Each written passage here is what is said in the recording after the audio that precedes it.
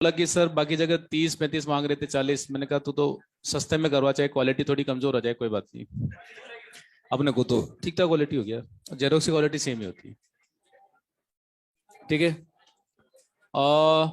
अब चुप हो जाओ, ऑनलाइन चालू हो गया।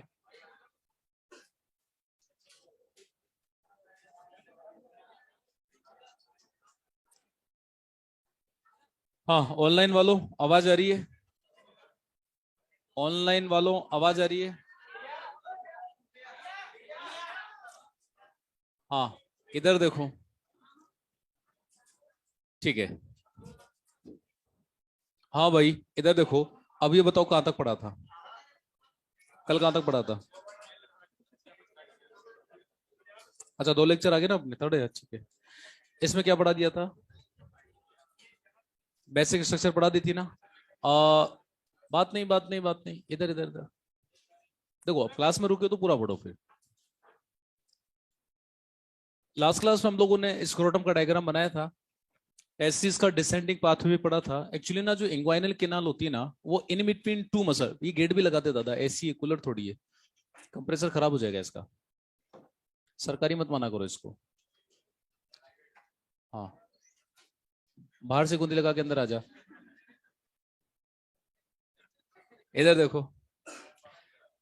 एक्चुअली ना, जो इंग्वाइनल केनाल है वो in between two abdominal muscle, उसके बीच का गैप है। मेल में इंग्वाइन केनाल वेल डेवलप्ड और वाइड हो गई, क्योंकि वहां से मोटी मोटी टेस्टिस पास आउट हुई। फाइन। तो मोटी मोटी टेस्टिस जब वहां से पास आउट हुई तो इंग्वाइनल केनाल वेल डेवलप्ड हो गया। क्या फीमेल में भी इंग्वाइनल केनाल होती है क्या? बताया था मैं लास्ट क्लास में? बता दिया था क्या? नहीं बताया था? हाँ, तो फिर सुनो। मेल में इंग्वाइनल केनाल होती है और उसको टेस्टिस बहुत ज्यादा वाइड कर देते हैं, बाद में फेसिया उसको कवर कर लेते हैं, तो एक वेल डेवलप्ड इंग्वाइनल केनाल बन जाती है जो कि वाइड होती है। फीमेल में भी इंग्वाइनल केनाल होती है, और फीमेल में इंग्वाइनल केनाल में प्रेजेंट होता है राउंड लिगामेंट। आप कहेंगे सर फीमेल में इंग्वाइनल केनाल की क्या नीड है, मेल में तो ऐसी होती है। लास्ट क्लास में अपन ने डायग्राम बनाया था, दोबारा बना देता हूँ, ब्रीफ कर देता हूँ फटाफट। ठीक है, स्क्रोटम बनाया था, ये दोनों तरफ पे टेस्टिस। ठीक है।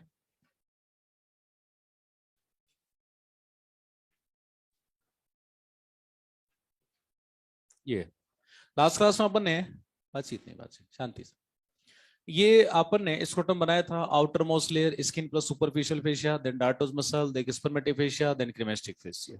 ठीक है, क्रीमेस्टिक मसल भी बता दी थी। ये टेस्टिस हैं, नीचे ये गुबर्नेकुलम से बाइंड है। गुबर्नेकुलम इनको नीचे लेकर आते हैं। कौन सा महीना था मैंने आपको बता दिया। ठीक है, 8 मंथ के बाद ये स्क्रोटम में आ जाते हैं, और 4th मंथ से लेके 8 मंथ तक with in A inguinal canal, या आप उसको डिसेंडिंग पाथवे भी बोल सकते हो। क्या बोल सकते हो? एक ही बात है। ठीक है। क्या होता है देखो कि ये जो मेल है उसमें, ठीक है, ये केनाल है। केनाल तो मैंने से बता रहे कि बाकी पेट की दीवार ही है, और दो मसल्स के बीच का जो गैप है वो केनाल के फॉर्म में बन गया। ठीक है। फीमेल में भी इंग्वाइनल केनाल प्रेजेंट होती है भाइयों, और फीमेल की जो इंग्वाइनल केनाल होती है वही पेट की दीवार, दीवार की दो मसल और मसल के बीच का गैप। तो गैप तो फीमेल में भी रहेगा, जब मेल में था तो फीमेल में भी रहेगा। हाँ, फीमेल में वहां हमेशा के लिए परमानेंटली बात करें, राउंड लिगामेंट होते हैं। सर ये राउंड लिगामेंट कैसे होते और क्या काम करते हैं, देखो मैं समझाता हूँ। ये बोतल देना। यू मानो ये फीमेल का यूट्रस है। क्या है फीमेल का?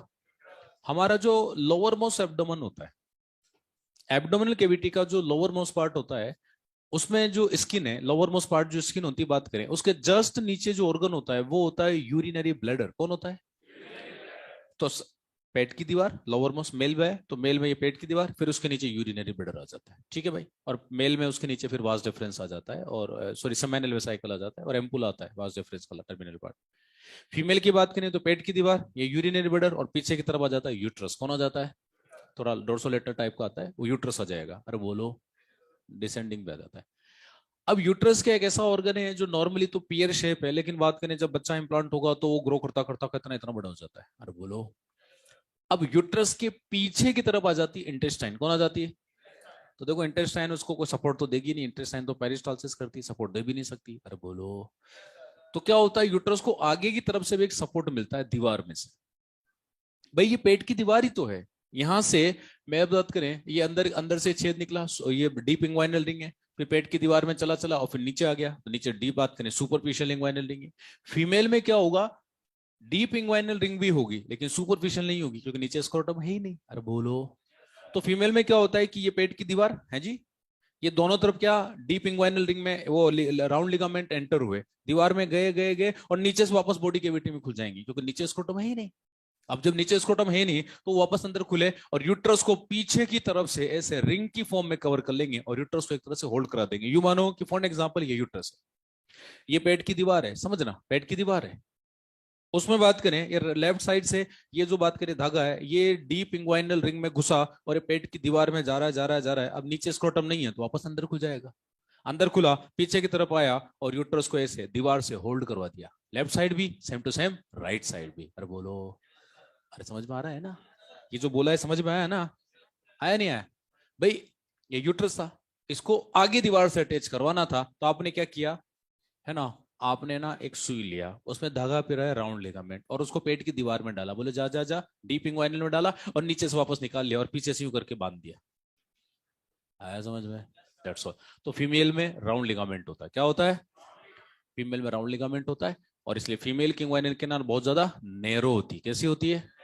अच्छा, मेल में ये वाइड क्यों हो गई? टेस्टिस पास आउट हुए ना, इस वजह से बात करें वाइड हो गई। समझ में आया? अरे समझ में आया? चलिए ये भी कंडीशन समझ में आ गई। अब इधर देखो, ये बात करें जो है ये नॉर्मल था, यहां तक मैंने पढ़ा दिया था। फीमेल में होता वो भी पढ़ा दिया, राउंड लिगामेंट होता है, वो यूट्रस को होल्ड करवाता है।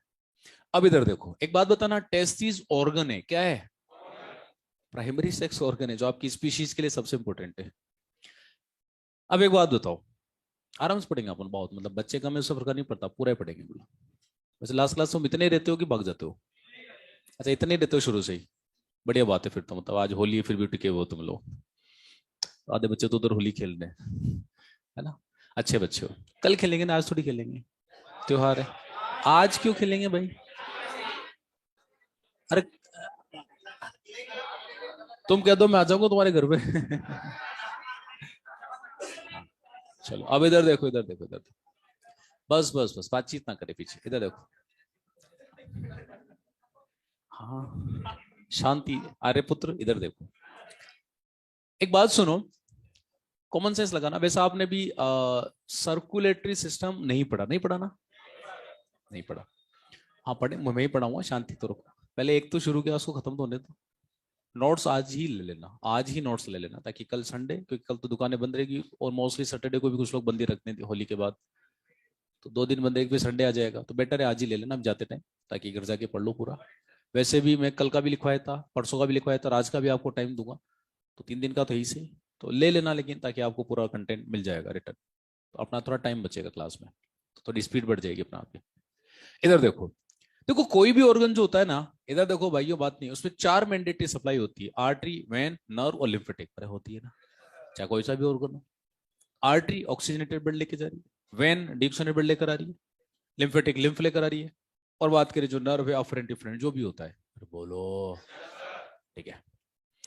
अच्छा कई बार अपन ऐसा होता है ना कि जैसे आप ऐसे हाथ ऐसे बेंड करके सो गए, 2-4 घंटे बाद उठे, बोले सर मेरा तो हाथ ही सो गया, तो एक बात बताओ, कौन सी सप्लाई ऑब्स्ट्रक्ट हुई है आर्टरी, वेन, नर्व, लिम्फेटिक में से? नर्व, क्योंकि नर्व कंप्रेस हुई है, अरे तभी तो सेंसेशन लॉस हुआ है। फिर थोड़ी देर बाद आप यूं सीधा करोगे, यूं करोगे और डिपोलराइजेशन होगा, चकाचक हो जाएंगे। कई बच्चे, तुम लोग तो चलो फिर भी दिमाग लगा के आंसर नर्व दिया, कुछ बच्चे आंसर देते हैं सारा आर्टरी कंप्रेस होगी। ओ भाई आर्टरी कभी कंप्रेस होती नहीं है, मैंने बताया था कि आपको पहले, नहीं बताया? सुनो सुनो, किसी भी ऑर्गन में 4 मैंडेटरी सप्लाई होती है, कुछ कुछ में लिम्फ नहीं होती, उसको छोड़ो, तो आर्टरी, वेन, नर्व और लिम्फेटिक्स होती है। आर्टरी कभी कंप्रेस होती नहीं है, क्योंकि यदि आर्टरी कंप्रेस हो गई भाई तो आप 2 घंटे सो के उठोगे तो तब तक तो आपका हाथ मर चुका है, गैंग्रीन हो जाएगा, काटना पड़ेगा उसको। नहीं जैसे हार्ट अटैक क्यों आता है कि सर हार्ट की जो मसल्स होती है, कार्डियक मसल, उनको ऑक्सीजन सप्लाई रुक जाती है, एनॉक्सिया कंडीशन होती है और मायोकार्डियल इन्फ्रैक्शन हो जाता है, टिश्यू मर जाता है और हार्ट अटैक बोलते हैं उसको। जितना मरता है उतना मेजर हार्ट अटैक, छोटा है तो माइनर हार्ट अटैक। अरे बोलो, दैट्स ऑल। तो आपका हार्ट भी तो एक टिश्यू है, हाँ तो हाथ भी तो टिश्यू है, पूरी बॉडी टिश्यू जो लिविंग है उनको ऑक्सीजन चाहिए पर सेकंड। बोलो, आप हाथ की ऑक्सीजन सप्लाई कितनी देर रोक दोगे? बात करें आधा घंटा, नहीं उसके बाद तो आपका टिश्यू मरना शुरू कर देगा, और न्यूरॉन तो 2 मिनट भी नहीं रोक सकते। बोलो, तो होगा क्या मेरे भाई कि आर्टरी कभी कंप्रेस नहीं होती। अच्छा आर्टरी कंप्रेस हो भी नहीं सकती, ये आप लोग सर्कुलेटरी में पढ़ेंगे, पर इधर ही पढ़ा देता हूं हल्का सा, सुनो। Arteries are always deeply situated, artery आपकी बॉडी में हमेशा डीपली सिचुएटेड होती है, वेन सुपरफिशियल होती है। बाहर से जो नजर आती है ना भाइयों, ये सब वेन ही तो होती है। वेन है, ये वेन है, ये सब वेन्स होती है। जहां भी आपको फील हो रही है बात करने की, साहब ये नजर आ रहा है, ये ब्लड वेसल वेन है। आर्टरी आपको दिखेगी नहीं क्योंकि डीपली सिचुएटेड है, और गलती से उस पर प्रेशर भी आता है तो दबेगी नहीं, क्योंकि आर्टरी की ल्यूमन छोटी है पर दीवार मोटी होती है, ताकि कंप्रेशन ना आ जाए। सर कैसे? जैसे मेरी फिंगर टिप है, अब इस फिंगर टिप पर ब्लड जा रहा है, पर सेकेंड इसमें ब्लड जा रहा है, ऑक्सीजन जा रही है, ग्लूकोज जा रहा है। मैं पता लगा ऐसे आपने हाथ को बेंड करके सो गया, और कई बच्चे आंसर देते हैं कि साहब आर्टरी कंप्रेस होती है, तो खुद कॉमन सेंस लगाओ भाई मेरे। यदि आर्टरी कंप्रेस होती तो भाई मेरे ये लास्ट तक तो टिश्यू तक तो ब्लड पहुंचता ही नहीं, और हम ऐसे तो कहीं बेंड करके सोते। सर्दियों के दिनों में ऐसे बिल्कुल बात करें फोल्ड होकर सो जाते। अरे बोलो, तो पता लगा आप ऐसे करके सोए तो एक जैसे आपकी ये जो आर्टरी निकली एरोटा, यहाँ से एक ब्रांच की बात करें ब्रेकोसोफिलिक आर्टरी, अरे हाथ वाली आर्टरी जो हाथ को ब्लड देती है। फिर पता लगा एक बेंड यहाँ आ गया, एक और टोन होगी, फिर एक यहाँ पर टोन होगी, देखो 160-70 डिग्री का मैंने टोन कर रखा है इसको, बोलो। फिर ये यहाँ कर होगी, फिर यहाँ कंप्रेस होगी, फिर यहाँ होगी, यहाँ होगी, यहाँ होगी, तो ऐसा तो पता लगा यहाँ तक तो ब्लड ही नहीं पहुंचेगा, बोलो। आर्टरीज जानबूझकर नेचर ने डीपली सिचुएटेड, ये सब by the process of natural selection हुआ है, जिनका डीपली सिचुएटेड सेलेक्ट हो गया, बाकी नहीं बढ़ गई। नेचर एक ही चीज बोलती है, अरे बोलो। तो डीपली सिचुएटेड आर्टरीज होती है, सुपरफिशियल बात करें वेन होती है, क्योंकि आपके इस लास्ट ऑर्गन तक बात करें आपको ऑक्सीजन चाहिए, तो बॉडी ने जानबूझकर आपकी आर्टरी को जितना डीप में लगा सकते थे उतना लगाया, ताकि आप अपनी बॉडी को कितना भी ट्विस्ट करो, बेंड करो, टोन करो, कोई जोल्ट हो जाए, आपकी आर्टरी पर कंप्रेशन नहीं आएगा। और हल्का फुल्का कंप्रेशन आया भी, जैसे मैंने यहाँ कंप्रेस किया, आर्टरी पर आया भी होगा, तो फाइनली वो ब्लड तक नहीं पहुंच पाएगा, क्योंकि आर्टरी की दीवार जो है ना बड़ी मजबूत होती है, उसमें मसल मोटी होती है, बोलो। ट्यूनिका मीडिया वाला लेयर, अरे बोलो। तो नेचर ने जानबूझकर ऐसा काम किया, उसको पता है कि आर्टरी में ऑक्सीजन जा रही है, और ऑक्सीजन रुक गई तो ऑर्गन निमट जाएगा, अरे बोलो। तो याद रखना, नर्व कंप्रेस होती है नॉर्मली, जब अपन बोलते हैं कि साहब हाथ सो गया, सुन्न हो गया, जो भी बोलते हैं, तो नर्व कंप्रेस हुई है, थोड़ा सीधा करेंगे नर्व, वो नॉर्मली हो जाएगा, डिपोलराइजेशन होगा, चकाचक हो जाएगा।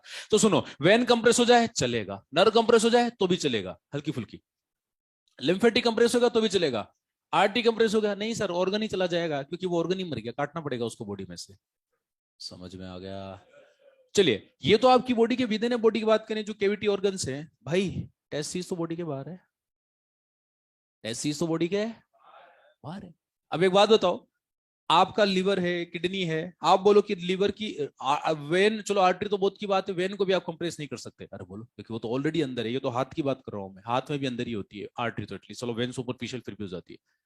तो एक बात बताओ, यहां तो बात करें, ये आपकी बॉडी कैविटी है, यहां तक तो आपकी दीवार है, और उसके बाद ये बॉडी से अलग से एक ऑर्गन, अलग से एक पाउच बना हुआ, जिसमें दो, एक बात करें असेंशियल ऑर्गन एक मेल के लिए जो आपकी स्पीशीज मेंटेन करते हैं, और भाई मेरे यहां भी चार सप्लाई होगी, आर्टरी भी होगी, वेन भी होगी, नर्व भी होगी, सब कुछ होगा, अरे बोलो। यदि आपने डायरेक्टली, क्योंकि बॉडी से जुड़ने का तो एक ही रास्ता है, इंग्वाइनल कैनाल, क्या रास्ता है? यदि आपने इंग्वाइनल कैनाल में डायरेक्टली आर्टरी, वेन, नर्व डाल दी, तो भाई मेरे मेल कभी भी ट्विस्ट होगा, तो बात करें वो तो कंप्रेस हो जाएगी। वेन कंप्रेस होगी ठीक है, डिऑक्सीनेटेड ब्लड वापस नहीं आ रहा। नर्व कंप्रेस हुई तो ठीक है, सेंसेशन लॉस हुआ, पर भाई मेरे आर्टरी गलती से आधे घंटे के लिए कंप्रेस हो गई, वो ऑर्गन तो डिजेनरेट कर जाएगा। तो सर ऐसे तो नहीं होता, और ऐसा नहीं होना चाहिए, और नहीं होता। तो नेचर ने एक शानदार काम पता है क्या किया? नेचर ने ये देखा कि भाई ऐसा तो कभी भी हो सकता है, तो नेचर ने क्या किया, जानबूझकर इन सारी सॉफ्ट सॉफ्ट सी जो स्ट्रक्चर, आर्टरी वेन बड़ी सॉफ्ट होती है, इनको एक मजबूतेस्ट स्ट्रक्चर में डाल दिया। और बॉडी का मजबूतेस्ट टिश्यू कौन सा होता है? अरे व्हाइट फाइब्रस कौन सा होता है? जैसे मैं आपको बोलूं कि बॉडी में व्हाइट फाइब्रस का भी सबसे मजबूत पार्ट होता है टेंडन, कौन होता है? जैसे बॉडी का सबसे स्ट्रॉन्गेस्ट टेंडन ये होता है, देखो ये टेंडोकेल्किनेस टेंडन। अपनी बात करें जो एडी है, हील है, उसमें पीछे की तरफ शैंक, शैंक पिंडली, शैंक वाली मसल को जोड़ता है कैल्किनियम बोन ऑफ हील, अरे बोलो। तो ये पीछे की तरफ जहां मैंने फिंगर टच किया है, ऑनलाइन वालों को नजर नहीं आ रहा होगा, कोई बात नहीं, थाई, थाई के नीचे शैंक, शैंक में बिल्कुल पीछे की तरफ आप हार्ड टच करोगे तो आपको हड्डी जितना हार्ड लगेगा, लेकिन एक्चुअली टेंडन है, क्या है ये? और इसका नाम होता है टेंडोकेल्किनेस टेंडन। क्या नाम होता है? अच्छा, इसका एक और नाम होता है अकीलियस टेंडन। क्या नाम होता है? और इसके ऊपर हॉलीवुड में एक मूवी भी बन चुकी, ट्रॉय करके, अकीलियस नाम था उसका, याद करो, ब्रैड पिट था जो, अरे बोलो। ये ग्रीक माइथोलॉजिकल कहानी है, तो वो था। हाँ, लिंक की जगह किक चलेगा, दे देख। तो होता क्या भाइयों, टेंडन कितना मजबूत होता है, तो बॉडी ने सोचा कि यार अपन ने यदि आर्टरी, वेन, नर्व वगैरह डायरेक्टली भेज दिए, तो बॉडी तो कभी भी ट्विस्ट हो जाएगी, तो बॉडी के बाहर तो सारी सप्लाई रुक जाएगी, ऐसा तो खत्म हो जाएगा। तो बॉडी ने जानबूझकर एक मजबूत स्ट्रक्चर में डाल दिया। जैसे कोड कैसे होते हैं, चलो तो पांव वाला था, ऑनलाइन वालों को नजर नहीं आएगा, मैं हाथ में भी कोड होते हैं, अपनी मुट्ठी को ऐसे करके ऐसे करो, देखो आपको दो कोड नजर आएंगे, देखो देखो, करो करो करो, ऑनलाइन वालों तुम लोग भी घर बैठ के करो, दो दो कोड है। अरे साइड पर नहीं दुष्टों, इधर सेंटर में, ये यहाँ पे, ये देखो ऐसे करके देखो, है ना, सेंटर में भी है साइड पे भी है, सेंटर में देखो जल्दी फील हो जाएगा, है ना दो, अरे है ना भाई। तो ऐसी मजबूत स्ट्रक्चर के अंदर, अब इधर देखो, ऐसी स्ट्रॉन्ग स्ट्रक्चर के अंदर उन्होंने आर्टरी, वेन, नॉल, लिम्फेटिक और साथ ही साथ वास डिफरेंस जो फॉर्म लेकर जाएगा, पांचों स्ट्रक्चर को लपेटा और एक मजबूत स्ट्रक्चर में डाल दिया। अब चूंकि इस स्ट्रक्चर में आर्टरी, वेन, नॉल, लिम्फेटिक है, ठीक है, वो तो बॉडी के हर ऑर्गन में होता है। एक नई चीज है कि साहब नाम क्या दे, तो साइंटिस्ट सोचा भाई इसको ऐसा नाम दो जो यूनिक हो। आर्टरी पूरी बॉडी में हर जगह, वेन हर जगह, नर्व हर जगह, लेकिन स्पम भी आ रहे हैं, उसी बात करें जो है कोड के अंदर में से एक स्ट्रक्चर वास डिफरेंस भी तो मेल की बॉडी में आएगी, तो नाम दे दिया स्पर्मेटिक कोड। क्या नाम दे दिया? एएफएमटी का क्वेश्चन, स्पर्मेटिक कोड का कंटेंट बताओ। आर्टरी, वेन, नर्व, लिम्फेटिक्स और वास डिफरेंस। अरे बोलो, अपना आप याद हो गया, बोलोगे भी नहीं। तो हर एक दोनों तरफ की स्ट्रक्चर जो होती है उसमें दोनों तरफ भाइयों, ये देखो, एक स्पर्मेटिक कोड इस साइड आएगा, लेफ्ट साइड भी आएगा, राइट साइड भी आएगा, समझ में आ रहा है? और इस स्ट्रक्चर को हम लोगों ने नाम दे दिया स्पर्मेटिक कोड। क्या नाम दे दिया? अरे क्या नाम दे दिया? Spermatic code. समझ में आ गया? तो स्पर्मेटिक कोड कंप्रेस नहीं होगा, और चूंकि बाकी स्ट्रक्चर तो सभी ऑर्गन्स में होती है, स्पर्म आ रहे हैं, तो यूनिक नाम दे दिया स्पर्मेटिक कोड। मुझे लगता है कि दोनों चीजें भूलोगे। और स्पर्मेटिक कोड कैसा होता होगा मैंने आपको थोड़ा सा फील करवाई दिया, समझ में आया? ठीक है भाई, ये भी समझ में आ गया। अब एक एनाटॉमिकल प्रॉब्लम होती है, देखो उसको हम लोग बोलते हैं इंग्वाइनल हर्निया। क्या बोलते हैं? एक बात बताना, ये हर्निया मतलब जरूरी है कि साहब इंग्वाइनल कैनाल में ही हो, बाकी बॉडी में कहीं नहीं हो सकता क्या? कहाँ कहाँ हो जाता है? हाँ, कहीं भी हो जाता है, बॉडी के किसी भी पार्ट में हर्निया हो सकता है। हर्निया का सिंपल सा मतलब होता है किसी ऑर्गन का अपनी जगह से डिस्प्लेसमेंट। जैसे कुछ लोगों को ब्रेन में हर्निया हो जाता है, फोरामेन मैग्नम से ब्रेन नीचे आ जाता है। कुछ लोगों को डायाफ्राम से पियर्स करता हुआ हार्ट और लंग्स नीचे आ जाते हैं, हाइलेस वाले पार्ट से। कुछ लोगों को स्लिप डिस्क हो जाता है, इंटरवर्टिबल डिस्क में रीढ़ की हड्डी में से वो जो इंटरवर्टिबल डिस्क है वो स्लिप हो जाती है, तो उसको बोलेंगे हर्निएटेड डिस्क। क्या बोलेंगे? साधारण भाषा में उसको स्लिप डिस्क बोलते हैं। अरे बोलो, अरे डिस्क स्लिप होगी मतलब जगह से सरक गई ना, तो वो अंदर जो स्पाइनल कोड है उसको कंप्रेस करेगी। गर्दन में तो हाथों में सेंसेशन लॉस होता है, और कमर में तो पाँव में होता है। आपने नर्वस पड़ा होगा कभी ना कभी, तो बोलो, समझ में आ रहा है? तो उसको हर्निएटेड डिस्क बोलते हैं। राइट नाउ मैं आपको पढ़ा रहा हूं इंग्वाइनल हर्निया। क्या पढ़ा रहा हूं? जोर से बोलो। इंग्वाइनल हर्निया पढ़ा रहा हूं, तो देखो सुनना क्या होता है, समझो। इंग्वाइनल हर्निया मतलब कि ये जो इंग्वाइनल कैनाल है इसके अंदर कोई ना कोई आ जाएगा, बस इंग्वाइनल हर्निया। अब आप थोड़ा सा मतलब एक कॉमन सेंस नाम की चीज लगाओ यार, बस ऐसे बैठे ना बड़ा अच्छा पढ़ेंगे हम लोग। ये इलाइक क्रस्ट, उस वाले रीजन में बात करें जो छेद है, और नीचे बात करें जो है डीप बात करें, वो तो डीप था और सुपरफिशियल होल है। ऑब्वियसली बात है, तो नीचे से कुछ ऊपर आएगा या ऊपर से कुछ नीचे आएगा, उसी को आप इंग्वाइनल हर्निया बोलोगे, क्योंकि इंग्वाइनल कैनाल में कुछ आ रहा है। तो तनिक थोड़ा कॉमन सेंस लगाइए। ये आपका एब्डोमन, लोअर मोस्ट एब्डोमन, तो भाइयों मेरे उस इलाइक क्रस्ट के अंदर वाली साइड पे पेट की दीवार, फिर बोन है, तो बोन तो आने से रही, तो ऑब्वियसली कौन आएगा? इंटेस्टाइन। कौन आएगा? इंटेस्टाइन के अलावा कुछ है ही नहीं ना, कहां से आओगे? इंटेस्टाइन और उसकी मिसेंट्री, आसपास की जो लेयर्स होती है। और बोलो भाई, लीवर तो आने से रहा, लीवर तो इतना ऊपर है, वो कहां से आएगा भाई? किडनी इधर पीछे, स्टमक इधर है, स्प्लीन इधर है। अरे समझ में आया? तो आप कहेंगे सर पहले तो ये बताओ, हम सब में तो नहीं आता, फिर जिसको हर्निया होता है उसमें क्यों आ जाता है? मैं बताऊं। पर्सन गलत तरीके से बात करें जो है एब्डोमिनल प्रेशर को बढ़ाता है। एब्डोमिनल प्रेशर बढ़ना मतलब डायाफ्राम नीचे पुश हो रहा है जब आप ताकत लगाते हो। जैसे कि बात करें, आप वेट लिफ्टिंग करते हो, जिम चले गए, आपने सोचा कि नहीं भाई आज ही मैं विद्युत जामवाल बनूंगा या सलमान खान बनूंगा। अरे बोलो, क्या सलमान खान बूढ़ा हो गया? टाइगर श्रॉफ बनूंगा, ऋतिक रोशन। नहीं मेरे तो कम हो गए भाई, कम हो गए भाई, कम हो गए। पहले हुआ करते थे, आप में से कोई मेरे से 2013-14 में पढ़ा हो उसको पता होगा।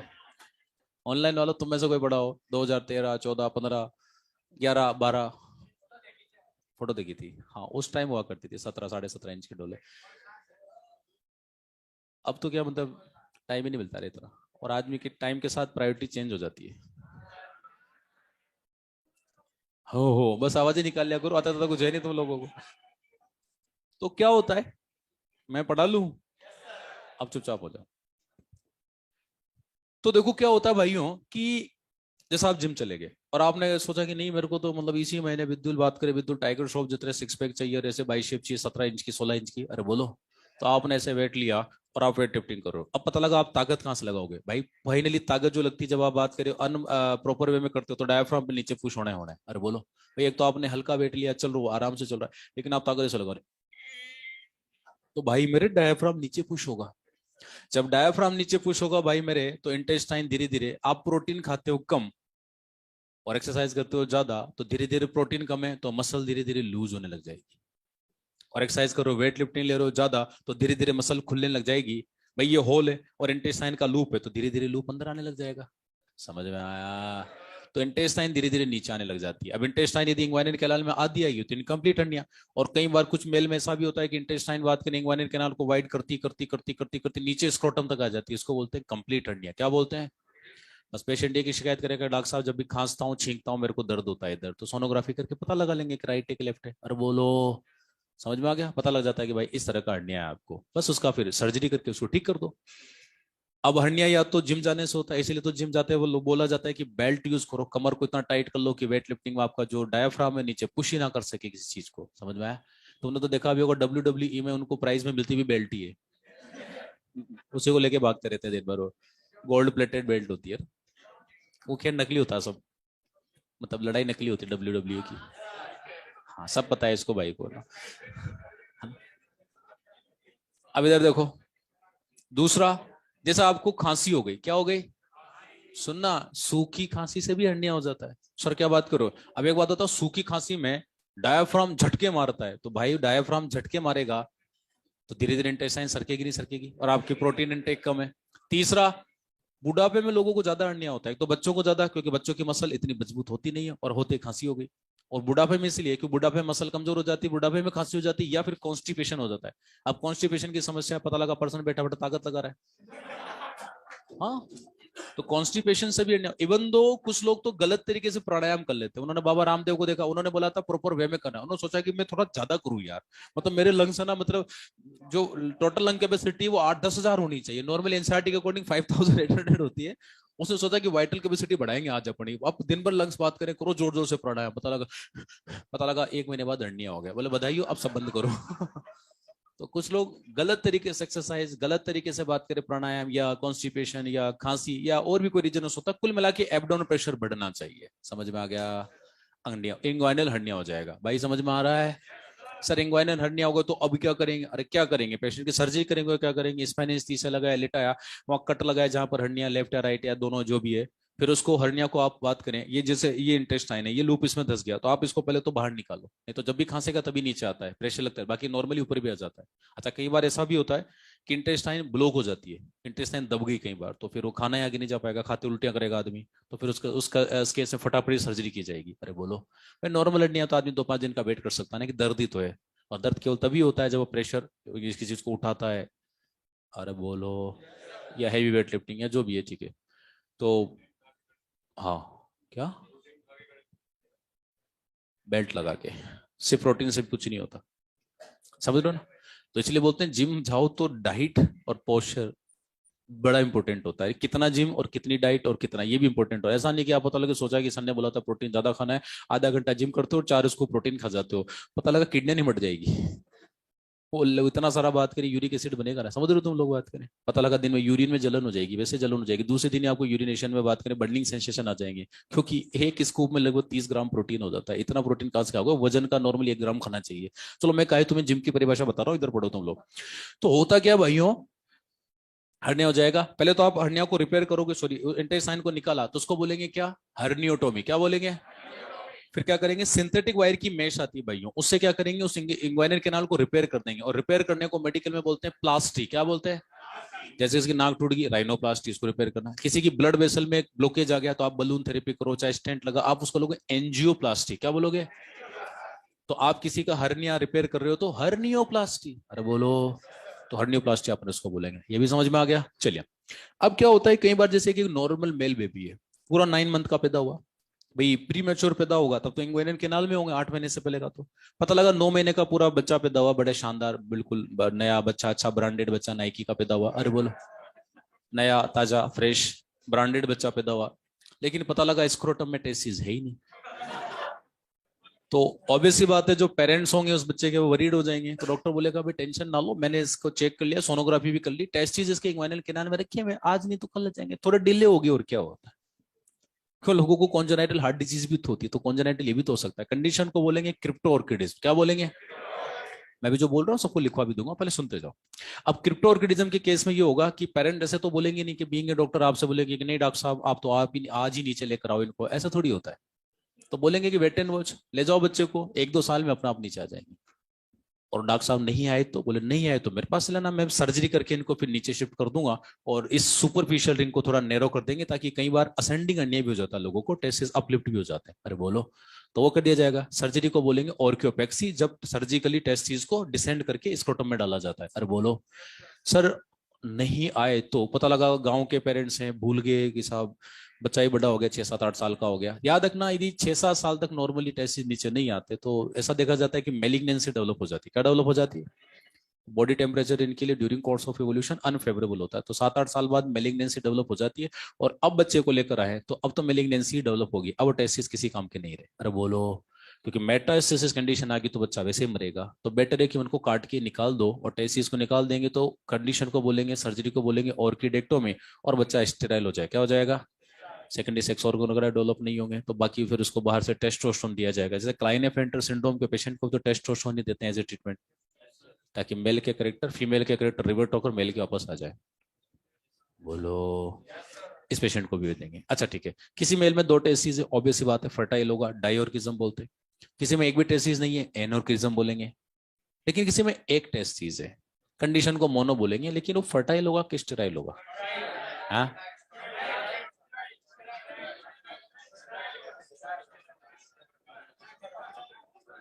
हाँ तुमने नोट्स में देख लिया होगा पहले, है ना। चलो इधर देखो, मैं बताता हूँ क्या होता है भाइयों। कि यदि एक टेस्ट सीज है तो जिस दिन आप एमबीबीएस में जाओगे, देखो एक टेस्ट सीज है ठीक है, टेस्टोस्टेरोन का लेवल थोड़ा सा कम रहेगा, पर स्पर्म काउंट जो पर इजेकुलेशन चाहिए वो तो लगभग बन जाएंगे।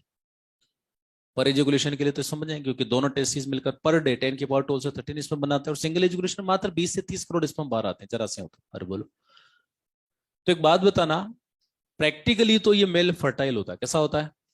प्रैक्टिकली फर्टाइल होते हैं ज्यादातर मेल। लेकिन ये क्वेश्चन बहुत पहले आपके नीट में आया था कि सिंगल टेस्टिस वाले मेल को क्या बोलेंगे, और उस समय उन लोगों ने आंसर स्टेराइल दिया था। क्या दिया था?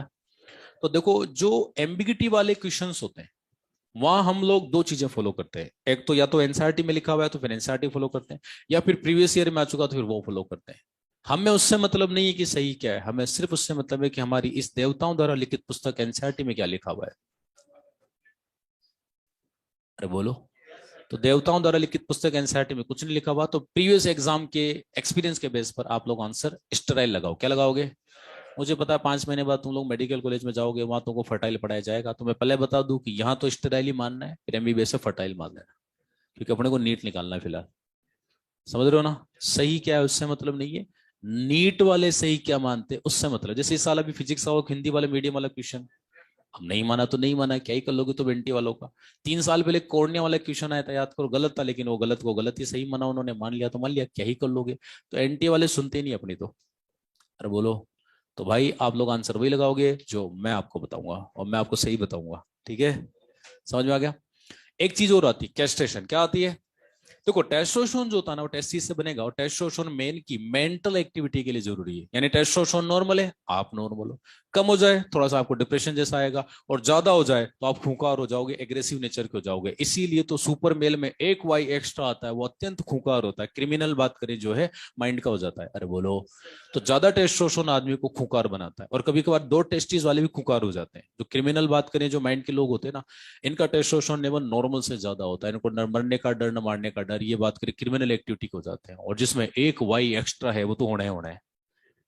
तो सुनना, पुराने जमाने में बात करें, पुराने जमाने से लेके अभी तक जो हम लोग बुल वगैरह होते हैं उनका जब डोमेस्टिकेशन किया, पहली बार हम लोगों ने 18,000 साल पहले जानवर पाले थे, 18,000 ईयर एगो हमने फर्स्ट टाइम डोमेस्टिकेशन किया था। फर्स्ट डोमेस्टिकेटेड एनिमल कुत्ता था। क्या था? कुत्ता था। अभी हम लोग बात करें, अब तो सभी पालते हैं, अब तो हाइब्रिड बना लिया हम लोगों ने, जर्मन शेपर्ड, बुलडॉग, अल्सेशियन, पामेलियन, ये सब जेनेटिकली बात करें वो है हाइब्रिड है, सभी ओरिजिनल कोई भी नहीं इनमें से। फार्मी मुर्गी भी ओरिजिनल नहीं, वो भी हाइब्रिड मुर्गी है। जर्सी गाय, आपने भी एनिमल हस्बेंड्री पढ़ी होगी ना, तो उधर पढ़ा देते हैं हम लोग, एनिमल्स के हस्बैंड। ठीक है, तो भाई मेरे पुराने टाइम में क्या था कि जैसे कोई बुल है और बड़ा पावरफुल है पर एग्रेसिव भी बड़ा खतरनाक है। अब पता नहीं ये कॉन्सेप्ट इन लोगों के माइंड में, मतलब ह्यूमन सिविलाइजेशन में ये कॉन्सेप्ट कैसे आया होगा, तो मुझे तो ये समझ में नहीं आया, कहीं से तो आया होगा। इन्होंने बुल के टेस्टिस को क्रश कर दिया और देखा कि वो टेस्टोस्टेरोन लेवल खत्म, और टेस्टोस्टेरोन लेवल खत्म होते ही ठीक है वो स्टेराइल हो गया, उससे इनको कोई मतलब नहीं, इनको डोमेस्टिकेशन से मतलब है। अरे बोलो, तो घर बार के काम कराए इन्होंने खेती बाड़ी के, समझ में आ गया। तो कैस्ट्रेशन से बुलोग बना देते हैं। ये आपके एआईपीएमटी का क्वेश्चन है कि कैस्ट्रेशन क्या होता है। बोले सर, जो टेस्टिस होती है उनको हम क्रश कर देते हैं। ये जो वेटरनरी डॉक्टर्स होते हैं, आपके घर में कोई हो तो उनसे पूछना, इनके पास एक ऐसा एपरेटस होता है, वो इंगल होती है, बात करिए, इस तरह के पाइप होते हैं, वहां बुल को ले जाते हैं, फिर ऐसा करके उसको क्रश कर देते हैं टेस्टिस को। अरे बोलो, बुल के, हाँ जी। तो वो होता है कैस्ट्रेशन प्रोसीजर। और ये कई बार नगर निगम वाले भी करवाते हैं, जैसे किसी शहर में ज्यादा बुल हो गए, वो लड़ते रहते हैं, खुद भी मरेंगे और को भी मारेंगे।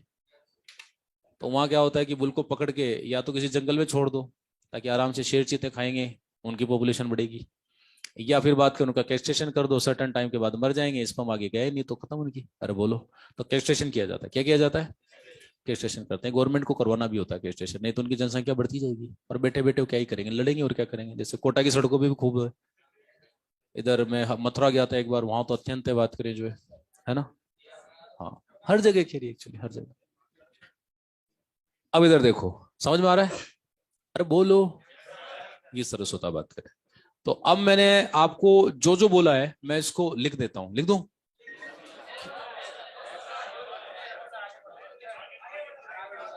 अच्छा, सब लिखा हुआ है, देख लो। ऑनलाइन वालों को तो लिखना बेचारो, उनके लिए, उनको दे दिए तुमने नोट्स, तुमने उनको कैसे भिजवाए?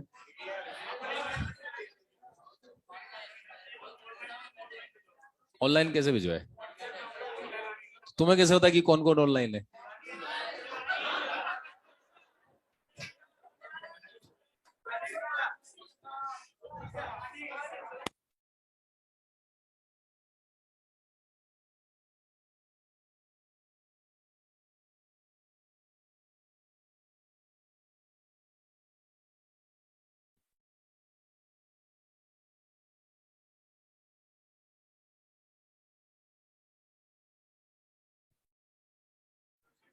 अरे ऑनलाइन वालों ऐसा करते हैं, तुम लोगों को पीडीएफ बना के भेज देते हैं इनके नोट्स के, ताकि इनको भी क्या पूरा मटेरियल मिल जाएगा। पूछ लेता हूँ कि इनके क्या हाल है।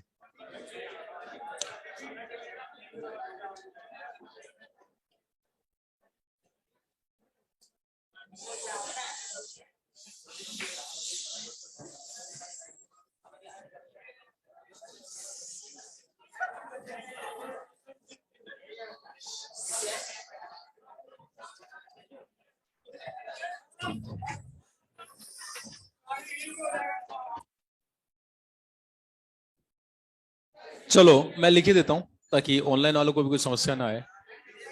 फिर इसका कुछ जुगाड़ करते हैं अपन, ठीक है। पीडी भिजवा देंगे इनको, एल प्लस के थ्रू भिजवा देंगे, जो भी होगा।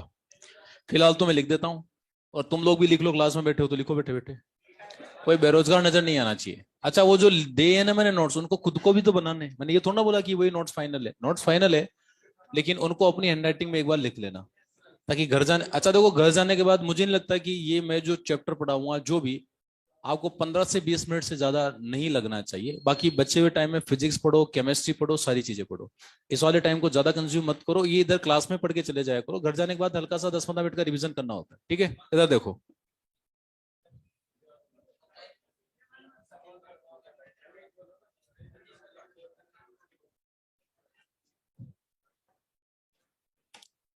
चलो देखो मैं लिख देता हूं, लिख लो मेरे साथ साथ ही। दो टेस्ट इस कंडीशन को बोलेंगे डाइऑर्किज्म, मेल प्योरली फर्टाइल होगा। एक टेस्ट इस कंडीशन को बोलेंगे मोनोऑर्किज्म, ये स्टेराइल होगा। और जीरो टेस्टिस इसको बोलेंगे एनऑर्किज्म, ये भी स्टेराइल होगा। अरे ओ, इधर देख लो और इसको लिखो, मैं भी चेक करूंगा, ठीक है ना, हर बंदा लिखेगा। एक कंडीशन आती है कैस्ट्रेशन, इसका मतलब होता है क्रशिंग ऑफ टेस्टिस। जैसे कि मैं एग्जांपल दूं, जैसे कोई बुल है, बुल से ब्लॉक हो गया तो ब्लॉक ओबीडियंट हो जाता है। एक होता है, बात करें क्रिप्टो ऑर्किडिज्म, इसका मतलब होता है हिडन टेस्टिस, कि टेस्टिस हैं लेकिन वो या तो बॉडी कैविटी में रह गए या इंग्वाइनल कैनाल में रह गए। सर्जिकल के नीचे लाएंगे, प्रोसीजर को बोलेंगे सर्जिकल ट्रांसफर ऑफ टेस्टिस, इसको बोलेंगे ऑर्कियोपैक्सी। क्या बोलेंगे? अच्छा, ये कौन से टेस्टिस को करोगे? नॉर्मल को। भाई जब कैंसर हो गया तो उसको क्यों ट्रांसफर करेंगे, उसको तो रिमूव करेंगे। एक होता है surgical removal of testis, obviously कौन से होंगे? एबनॉर्मल, उसको बोलेंगे ऑर्किडेक्टोमी। एक आता है रिमूवल ऑफ हर्निया, इसको हम लोग बोलेंगे हर्नियोटोमी। क्या बोलेंगे? और एक होता है repairing, repairing of inguinal canal, आप इसको बोलोगे हर्नियोप्लास्टी। एक आता है content of inguinal canal, male, male में ये वाइड होगी, फीमेल में इंग्वाइनल कैनाल नैरो होगी। अच्छा, फीमेल को भी इंग्वाइनल हर्निया हो जाता है क्या? हो जाता है, हो जाता है, हो जाता है, लेकिन चांसेस 4 गुना कम होता है, क्योंकि देखो ओपनिंग उनमें भी है और प्रोटीन कम खा रही है और ये फिजिकल एक्सरसाइज ज्यादा है उसका, तो फिर धीरे धीरे उनको भी हो जाता है। कॉन्स्टिपेशन भी हो सकता है, कारण कारण कोई भी हो सकता है, ठीक है, तो फीमेल को भी हो जाता है। मेल में स्पर्मेटिक कोड होगा केवल, फीमेल में प्रेजेंट होगा राउंड लिगामेंट।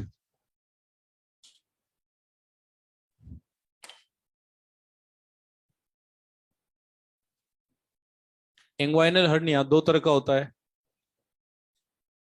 कंप्लीट और इनकम्प्लीट। कंप्लीट में रीचेज अप टू स्क्रोटम, और इनकम्प्लीट में रिमेन्स इनसाइड इंग्वाइनल कैनाल। और मेल और फीमेल को इंग्वाइनल हर्निया होने का रेशियो होता है 4:1।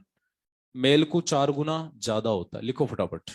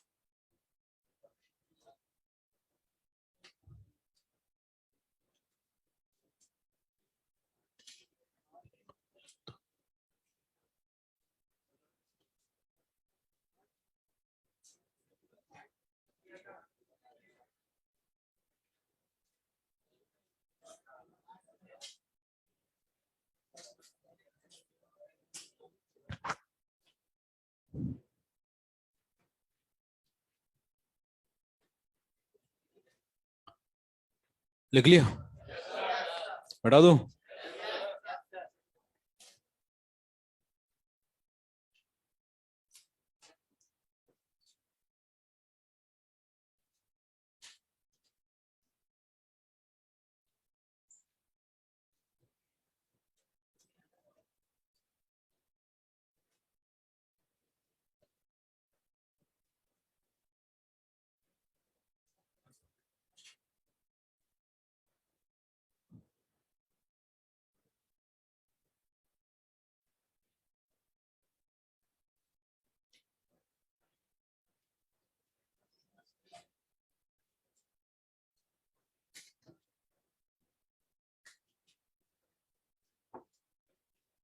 चलो उधर देखो, बात नहीं।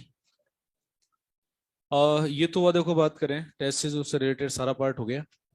अब हम लोग पढ़ेंगे इंटरनल स्ट्रक्चर ऑफ टेस्टिस। सब लोग इधर देखो।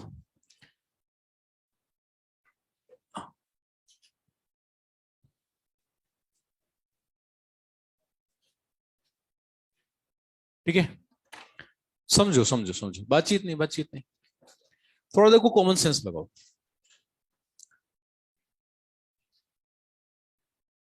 भाई टेस्टिस जो है ना, वो एक तरह से एक घर है, हाउस है, किसके लिए? सेमेनिफेरस ट्यूबुल्स के लिए। और सेमेनिफेरस ट्यूबुल आपकी यूनिट है जहां पर स्पर्म बनते हैं। कौन बनते हैं? कौन बनते हैं? ठीक है। अब हमारी एनसीईआरटी बोलती है कि भाई एक सिंगल इजेकुलेशन में मेल प्रोड्यूस या मेल रिलीज 200 टू 300 मिलीलीटर नहीं रे, मिलियन स्पर्म। और सीमन का अमाउंट होता है उसमें 3 to 4 मिलीलीटर। कितना होता है? 3 to 4 मिलीलीटर। अब 3 to 4 मिलीलीटर सीमन जरा सा होता है, बात करें, और उसमें से 90% तो लिक्विड ही होता है, वो तो आपको पता है। नहीं पता तो सुन लो। सिर्फ 10% स्पर्म होते हैं। अब सोचो 10% स्पर्म यानी 3 से 4 मिलीलीटर सीमन का आप 90% हटा दो, जो कि लिक्विड पार्ट है, तो सिर्फ सॉलिड पार्ट बचेगा। और सॉलिड पार्ट में 30 करोड़ स्पर्म है, और सॉलिड पार्ट लगभग 1 बूंद के आसपास ही बचेगा। अब उस 1 बूंद बात करें जो है सॉलिड पार्ट में, आपने देखा कि 30 करोड़ स्पर्म है। यानी आप 1 बूंद को 30 करोड़ में डिवाइड करो, वो एक स्पर्म निकलेगा। और उसमें आपके पूरे खानदान की जेनेटिक्स है। हर एक में 23 क्रोमोसोम। आप सोचो एक स्पर्म कितना छोटा होता होगा। ह्यूमन बॉडी का सबसे छोटी सेल ही स्पर्म होता है। और दूसरी बात, ह्यूमन स्पर्म इस धरती का सबसे मोस्ट एनर्जेटिक स्पर्म भी है। और तीसरी बात, ह्यूमन का स्पर्म छोटा बहुत होता है, महा माइक्रोस्कोपिक होता है, महा माइक्रोस्कोपिक। तो खुद सोचो, इतने से पार्ट को आप 30 करोड़ में डिवाइड करो तब एक स्पर्म आएगा। और उस अकेले स्पर्म में हेड है, दो सेंट्रियोल है, मिडिल पीस है, माइटोकॉन्ड्रिया है, न्यूक्लियस है, एक्रोसोम है, और लंबी सी टेल है। अरे बोलो, इवन आफ्टर फिर भी स्मॉलेस्ट है।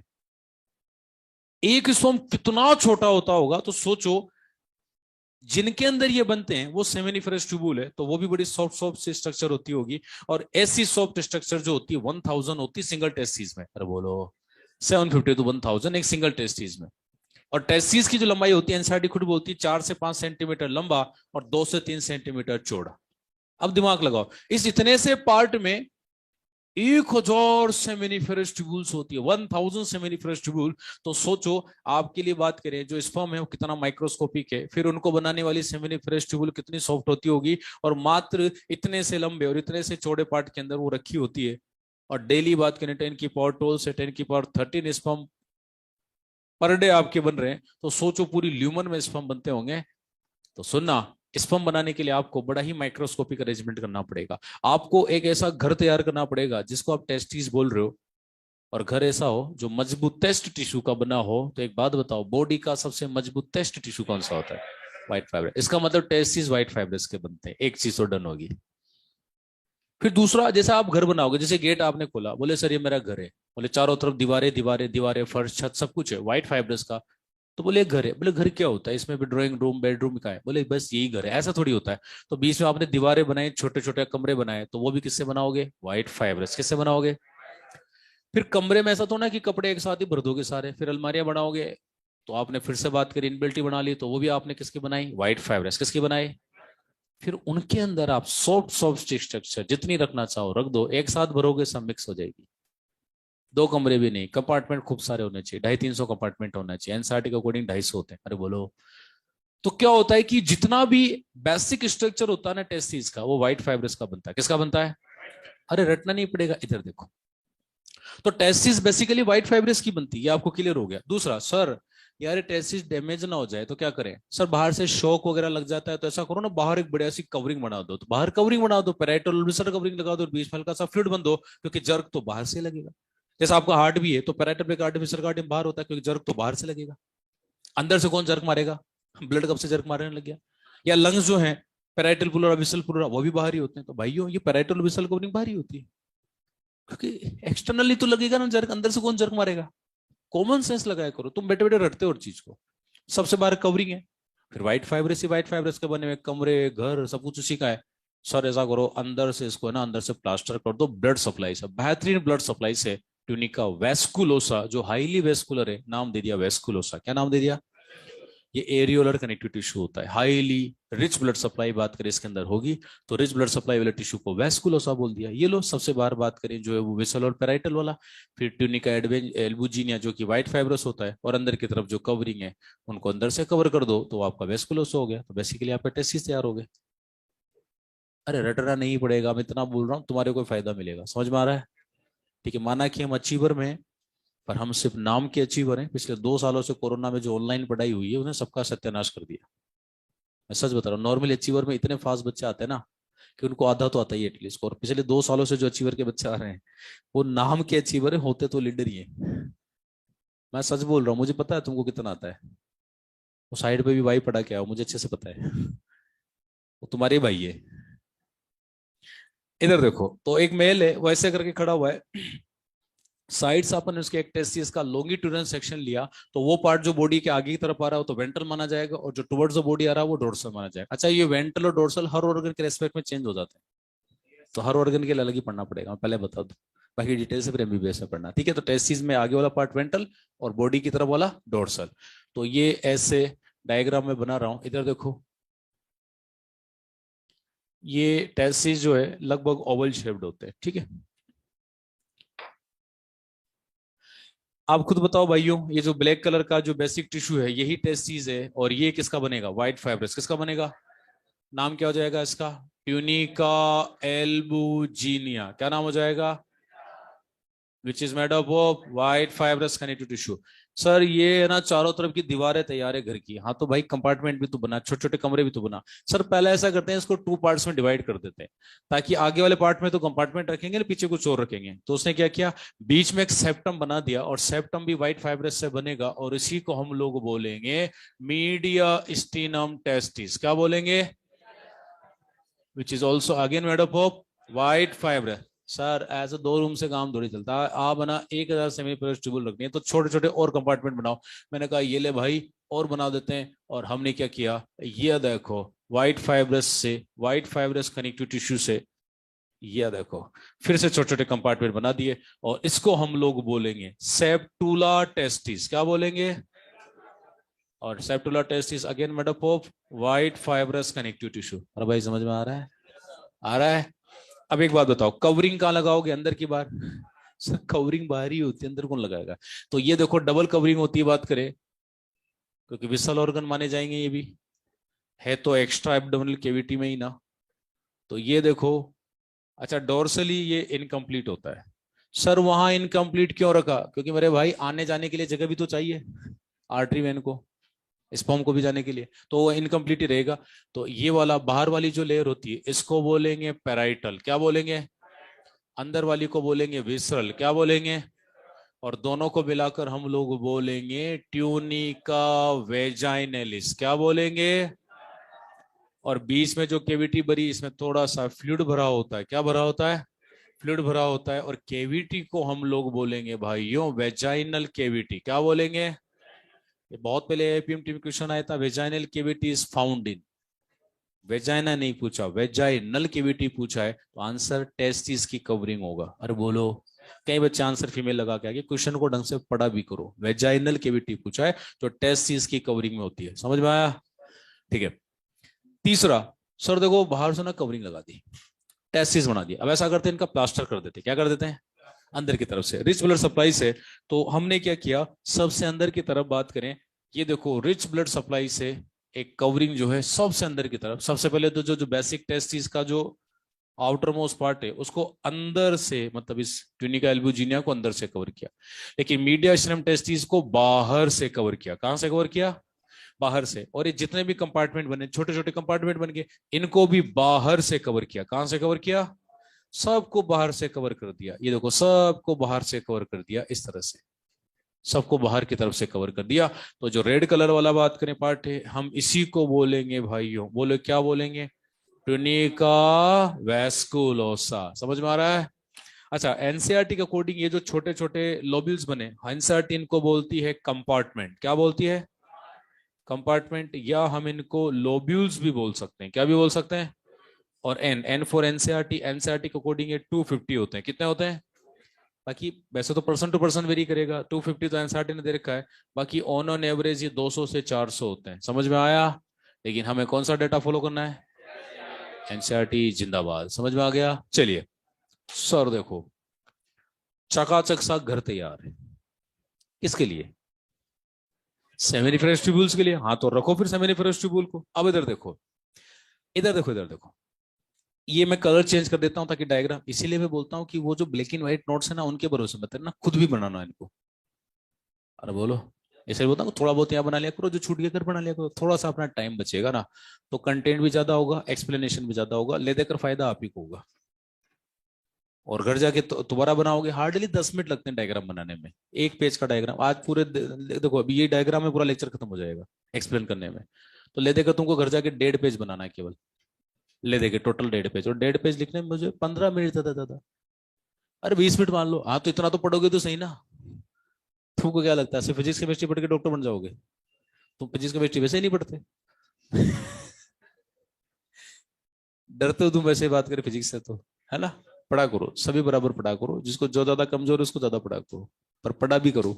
और कल होली है, मनाओगे, मत मनाओ बे दोस्तों, मत मनाओ। अच्छा एक बात बताओ, एक दिन होली नहीं मनाओगे तो क्या ही हो जाएगा, अगले साल मेडिकल कॉलेज में मनाना, तुम्हारे घर वाले भी खुश होंगे। नहीं तो तुम 3-4 साल से कोटा में मना रहे हो, क्या ही मजा आता है बताओ, जवाहर नगरी की गली याद होगी तुम लोगों को, है ना। तो अब अगले साल सोचो कि एम्स में मनानी है होली, आराम से बात करें, मतलब अच्छे लेवल की, अच्छे लोगों के साथ। अभी तुम बात करें अपने दोस्तों के साथ, इधर उधर बात करें, मैस वाले भैया के साथ, चाय वाले थड़ी वाले भैया के साथ, दूध वाले के साथ, सबके साथ बात करें, होली जाके बनाते हो, और कोई मिलता ही नहीं तुम लोगों को, है ना। वहां मेडिकल कॉलेज में जाओगे तो ढंग ढंग के बात करें, छोरे छोरी रहेंगे, समझ रहे हो बात को, सारे डॉक्टर रहेंगे, तो तुम्हारी रेपुटेशन रहेगी।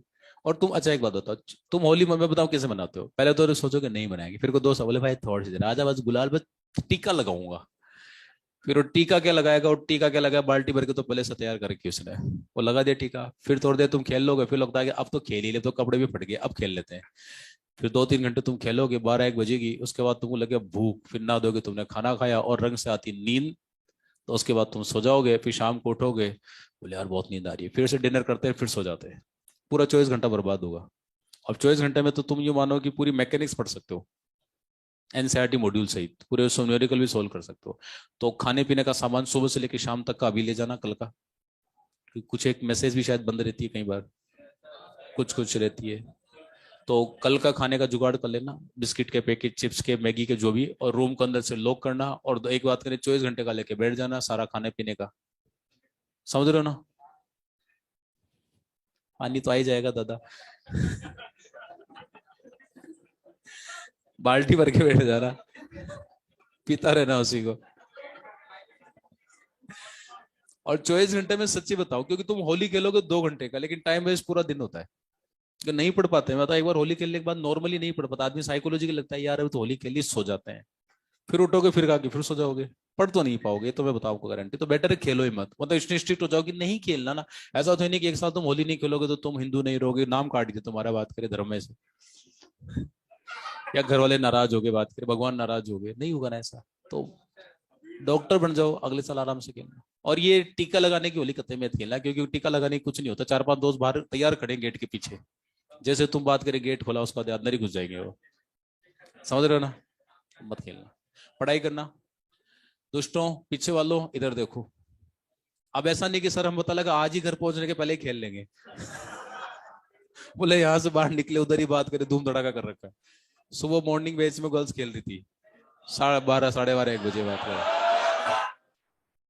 हाँ इधर देखो, अब ये ना बेहतरीन घर तैयार हो गया। किसके लिए? सेमिनिफरस ट्यूबल्स के लिए। चलिए मैं ग्रीन कलर से बताता हूं ताकि थोड़ा आपको डिस्टिंग्विश हो जाए। ये ऐसे जिगजैग। सर जो सेमिनिफरस ट्यूबल्स होती है जिगजैग होती है क्या? नहीं, कोई जिगजैग नहीं होती, एक्चुअली हाईली कोइल्ड होती है। तो हाईली कोइल्ड को समझाने के लिए मैंने ऐसे जिगजैग समझा दिया। और ज्यादातर में 1 से 3 और ज्यादातर में 3 ही होती है। मतलब ये नॉर्मली 1 से 3 होती है, लेकिन ज्यादातर में 3 ही होती है। 1 से लेके 3 सेमिनिफरस ट्यूबुल। अच्छा सुनो, एवरेज डाटा है 200 to 400 कंपार्टमेंट, और एक में 1 से 3, तो एवरेज निकल जाएगा आपका लगभग 750 to 1000 सेमिनिफरस ट्यूबुल। कितना भाई? जोर से बोलो। 750 to 1000 सेमिनिफरस ट्यूबुल पर टेस्टिस। अब इधर देखो, अरे इधर तो देखो, सुनो थोड़ा, मैं जो बोल रहा हूं समझने की कोशिश करना, समझ में आ जाएगा। देखो टेस्टिस की जो प्रैक्टिकली लंबाई होती है 4 से 5 सेंटीमीटर, एनसीईआरटी में लिखा हुआ है। 2 से 3 सेंटीमीटर ये चौड़ाई होती है। बीच में आपने कंपार्टमेंट और बना दिया ये वाला मीडियम टेस्टिस, तो आगे वाला जो पार्ट है चलो 2 सेंटीमीटर मान लो, 2 सेंटीमीटर इतना ही होता है प्रैक्टिकली, और 4 से 5 सेंटीमीटर इतना होता है। भाइयों इतने से पार्ट में 1000 सेमिनिफरस ट्यूबुल रखी हुई है। तो सबसे पहले तो इस पार्ट को आप हॉरिजॉन्टली 400 कंपार्टमेंट में डिवाइड करो, तो सोचो एक कंपार्टमेंट की चौड़ाई कितनी सी हो जाएगी। माइक्रोस्कोपिक हो गया तो बेचारा, अरे बोलो समझ रहे हो। फिर उसके अंदर है ना 3 सेमिनिफरस ट्यूबुल, और हर एक सेमिनिफरस ट्यूबुल की लंबाई मैं आपको बता देता हूं भाइयों, ऑन एवरेज 60 to 80 सेंटीमीटर होती है। अ सिंगल सेमिनिफरस ट्यूबुल की लंबाई 60 to 80 सेंटीमीटर, और 80 सेंटीमीटर लगभग इतना होता है, 1 मीटर इतना होता है, इसको थोड़ा कम करो, 80 सेंटीमीटर। यानी एक टेस्ट सीरीज में 1000 सेमिनिफरस ट्यूबुल और उसकी लंबाई 80 सेंटीमीटर, तो 1000 into 80 800 मीटर, और टेस्टिस आपके पास 2 हैं, तो 800 into 800 1.6 किलोमीटर। वो पीछे जो फ्लाईओवर है ना, इसकी लंबाई लगभग इतनी है। वो केशवपुरा से शुरू होके वो दादाबाड़ी तक जाता है। तो सोचो हमारे दोनों टेस्टिस में सेमिनिफरस ट्यूबुल को यदि आप लाइन से जोड़ दो तो 1.6 किलोमीटर लंबी लेंथ के अंदर स्पर्म बन रहे हैं। तो सोचो, पहली बात तो आपके बाल जो है ना उससे भी फाइन होती है आपकी सेमिनिफरस ट्यूबुल, और उनकी भी ल्यूमन के अंदर आपके स्पर्म बनेंगे। कैसे? जैसे फॉर एन एग्जांपल ये सेमिनिफरस ट्यूबुल है, तो भाई मेरे सेमिनिफरस ट्यूबुल में भी तो देखना, यहाँ पर ट्यूनिका बात करें वो भी मिलेगा, प्रोपिया, फिर या Sertoli cell, primary spermatocyte, secondary spermatocyte, spermatozoa, spermatid, अरे बोलो, फिर स्पर्म यहाँ फ्री होगा, फिर यहाँ से यहाँ बाहर आएगा। तो सोचो कितनी लंबी ल्यूमन में स्पर्म बनते हैं। अरे तभी तो डेली 10 की पावर 12 से 13 बन पाते हैं, यानी 1.6 किलोमीटर, 1.5 किलोमीटर से भी ज्यादा लेंथ में स्पर्म बन रहे हैं, तभी तो डेली इतने बन पाते हैं। अरे बोलो समझ में आ रहा है? सोचो कितनी फाइन स्ट्रक्चर होती होगी, फाइनली बात करें,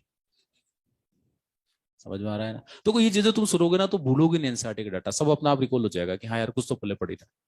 दूसरी बात, ये सेमिनिफरस ट्यूबुल बने, अब 1000 सेमिनिफरस ट्यूबुल को तो एक साथ बाहर निकालोगे नहीं, क्योंकि ले देकर फाइनली आपको एक सिंगल यूरेथ्रा में इनको डालना है, दैट इज पेनिस। अरे बोलो, तो उससे पहले 2 अलग पाथवे चलेगी, लेकिन एक टेस्टिस में क्या होता है मैं बताऊं, ये धीरे धीरे ये जो ट्यूब्स है आपस में मर्ज होगी, आपस में, और मर्ज होती होती अब ये फाइनली कुछ ट्यूब्स बनाएगी। अच्छा एक बात याद रखना, एक बात याद रखना, स्पर्म हमेशा डक्ट्यूलर सिस्टम में ट्रेवल करता है। किस में ट्रेवल करता है? स्पर्म कभी भी ब्लड के कांटेक्ट में नहीं आता, क्योंकि ब्लड के कांटेक्ट में आ गया तो स्पर्म हैप्लॉइड होता है और आपका इम्यून सिस्टम उसको मार देगा, या तो एंटीबॉडी बना देगा या मैक्रोफेज खा जाएगी, नहीं तो नेचुरल किलर चाकू मार देगी। अरे बोलो समझ में? तो याद रखना आपका इम्यून सिस्टम बैठा है हैप्लॉइड को निपटाने के लिए, तो गलती से भी ब्लड के कांटेक्ट में नहीं आता। समझ में आया? हमेशा डक्टुलर सिस्टम में ट्रेवल करेगा। अब सुनो, बातचीत नहीं, डक्ट को आप क्या क्या बोल सकते हो? डक्ट को आप बोल दो वास बोल दो, ट्यूबुलाई बोल दो, रेक्टाई बोल दो, आपकी जो मर्जी बोलो ना, ट्यूबुलाई, डक्टुलाई, वास, सबका मतलब ट्यूब ही होता है। समझ में आया? तो स्पर्म हमेशा डक्टुलर सिस्टम में ट्रेवल करता है, not only in male, in female also. वहां भी वो ब्लड के कॉन्टेक्ट में नहीं आता। तो आप कहोगे सर वहां वेजाइना में डिलीवर्ड हुआ, हाँ तो भाई वेजाइना में कौन सा ब्लड है? कोई ब्लड नहीं, हो तो केविटी है। सर यूट्रस, हाँ तो यूट्रस में कौन सा ब्लड है, वो भी केविटी है। फेलोपियन ट्यूब, हाँ वहां कौन सा ब्लड है, वो भी केविटी है। ब्लड के कंटेंट में कभी आता ही नहीं है, क्योंकि मेल में नहीं आ रहा, गलती से फीमेल में आ गया तो फीमेल का इम्यून सिस्टम मार देगा। ना मेल में आता ना फीमेल में आता, यानी एम्पुला में फर्टिलाइजेशन हो गया तब तक ब्लड के कॉन्टेक्ट में अभी भी नहीं आया। जब जाइगोट बन गया तो ठीक है, अब 2n बन गया, लेकिन अभी भी नहीं आया। और ब्लड के कॉन्टेक्ट में पहली बार आएगा इम्प्लांटेशन के बाद। कब आएगा? इम्प्लांटेशन फर्टिलाइजेशन के 6 या 7 दिन बाद होता है, लेकिन तब तक तो ऑलरेडी 2n हो चुका है, तो अब ब्लड उसका कुछ नहीं उखाड़ेगा। अरे बोलो। तो स्पर्म कभी ब्लड के कॉन्टेक्ट में नहीं आता। सर अंडा, नहीं अंडा ब्लड के कॉन्टेक्ट में आ जाता है, लेकिन अंडा अपने चारों तरफ कोरोना रेडिएटा लेके चलता है 2n सेल्स के लिए, बोले मेरे को कोई डैमेज ना कर दे। अरे बोलो, हर चीज का लॉजिक होता है, समझ में आया? तो स्पर्म को क्या होता है कि वो कभी ब्लड के कॉन्टेक्ट में आता ही नहीं, और अंडा आता है तो कोरोना रेडिएटा लेके चल रहा है। जोना पेलिसिडा भी ये साथ में काम कोरोना रेडिएटा करता है, 2n सेल्स की लेयर होती है ताकि इम्यून सिस्टम डैमेज ना करे। अरे बोलो, ठीक है। अब इधर देखो, यहां से बात करें, बहुत सारी बात करें, जो 1000 थी ये मर्ज हो जाएगी, और मर्ज होकर उन्होंने कुछ स्ट्रेट ट्यूब्स बनाई, स्ट्रेट मतलब सीधी सीधी ट्यूब बनाई, और इन्हीं को हम लोग बोलेंगे भाइयों ट्यूबुलाई रेक्टाई। क्या बोलेंगे? और इनका नंबर होता है 20 to 30। कितना होता है? कितना होता है? 20 to 30 बात करें, ट्यूबुलर रेक्टाई का नंबर होता है। फिर क्या होती है, इन्होंने देखा कि यार ऐसे कहां तक चलेंगे, ऐसा करते हैं और मर्ज हो जाते हैं, और मर्ज होते होते उन्होंने नेटवर्क बना लिया। क्या बना लिया? फिर से मर्ज हुई, फिर से मर्ज हुई, और मर्ज होकर इन्होंने देखो देखो देखो देखो देखो, ये इन्होंने मर्ज होते होते होते एक नेटवर्क बना लिया, और नेटवर्क को मेडिकल में बोलते हैं रेटे। क्या बोलते हैं? जैसे अपने ब्रेन में भी होता है ना, रेटेपेक्स होता है। अरे बोलो। तो हम लोग बात करें नेटवर्क को बोलते हैं रेटे। जैसे मेरी फिंगर से समझना, ये मेरी फिंगर मान लो ट्यूबुलर रेक्टा है, ठीक है भाई। फिर आगे चली चली चली, और ये आपस में ऐसे ऐसे करके फ्यूज होगी, क्योंकि स्पर्म को तो यू यू करके आगे जाना है, उसको तो आगे ट्रेवल करना है। समझ में आया? तो इन्होंने डेंस नेटवर्क बना लिया, और नेटवर्क को बोलते हैं रेटे। चूंकि विद इन ए टेस्टिस है, हम इसको बोलेंगे रेटे टेस्टिस। क्या बोलेंगे? याद रखना, रेटे का मतलब नेटवर्क होता है। क्या होता है? ब्रेन में भी होता है रेटेपेक्स। पढ़ा कभी? रेटेपेक्स नर्वस सिस्टम में पढ़ा कभी? नहीं पढ़ा, कोई बात नहीं, आगे पढ़ेंगे। इधर देखो, तो ये वाला जो पार्ट है हम इसको बोलेंगे रेटे टेस्टिस। क्या बोलेंगे? अच्छा, रेटेड टेस्टिस बन गए, लेकिन उन्होंने सोचा कि भैया अब तो निकालो स्पर्म को बाहर। चलो मैं कलर चेंज कर देता हूं। पहली बार स्पर्म, भाइयों बातचीत नहीं, बातचीत ना करे।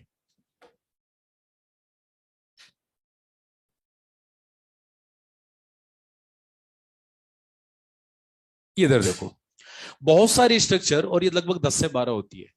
ये स्ट्रक्चर पहली बार स्पर्म को लेकर इस ऑर्गन से बाहर जा रही है। साइंटिस्ट सोचा यार नाम क्या दे, तो उन्होंने बोला कि देखो वास या डक्टुलाई ट्यूबुलाई तो बोलेंगे बोलेंगे, क्योंकि ट्यूब है। अब आगे नाम क्या लगाए? जो ऑर्गन से दूर जाती है उसको इफ्रेंट बोलते हैं। क्या बोलते हैं? और जो ऑर्गन की तरफ आती है उसको एफ्रेंट बोलते हैं। याद करो बोमन कैप्सूल, अफ्रेंट इफ्रेंट। याद करो न्यूरॉन, एफ्रेंट इफ्रेंट। हाँ तो फिर ये भी तो बात करें, एक डक्टी है, अफ्रेंट इफ्रेंट, टुवर्ड्स ऑर्गन और अवे फॉर ऑर्गन होता है। बोलो, तो बोलो नाम क्या दोगे? वास इफ्रेंशिया, डक्टुलाई इफ्रेंटिस, ट्यूबुलाई इफ्रेंटिस, तुम्हारी जो मर्जी है नाम बोलो। अरे नाम हमने दिए, हमें ह्यूमन तो हमें सब पता है। नहीं समझ में आया? ये क्वेश्चन आपको 2 बार आ चुका है एपीएमटी में, कि पहली बार टेस्टिस से जो स्ट्रक्चर स्पर्म को लेकर बाहर आती है उसका नाम होता है। अब छोरा वहां रट के जाता है, यार एपिडाइमिस था कि वास डिफरेंस था, ट्यूबुलर रेक्टाई था। अबे हाबू, ये याद कर कि इफ्रेंटिस तब बोलेंगे ना जब आप ऑर्गन को छोड़ के जा रहे हो। अरे बोलो, अपना आप याद हो। अरे रटना क्या पड़ रहा? अब इसको रटो तो तुम्हारी मर्जी है भाई, मैं तो अपनी तरफ से 100% एफर्ट लगा रहा हूँ। बाकी कल होली मनाना भूल जाओगे तुम लोग, अब तो नहीं मनाओगे मुझे लगता है, लेकिन मुझे पता है अंदर बैठ के पढ़ोगे भी नहीं। अच्छा, होली ना मनाकर अंदर बैठ कर पिक्चर देख रहे हो, तो बड़ा तुम मना ही लेना फिर। तो अंदर बैठ के तुम पता लगा बात करे कि वो मनी हाइस्ट के बाकी के बच्चे सीजन देख रहे हो। अच्छा देख चुके हो? और दुष्टो, जब भी तुम्हारा सिलेक्शन नहीं हुआ मुझे बताया ना। इधर देखो, बोलो क्या बोलेंगे इसको? बोलो जोर से बोलो, कुछ ही बोल दो, या बोल दो ट्यूबुलाई, ट्यूबुलाई इफ्रेंटिस बोल दो,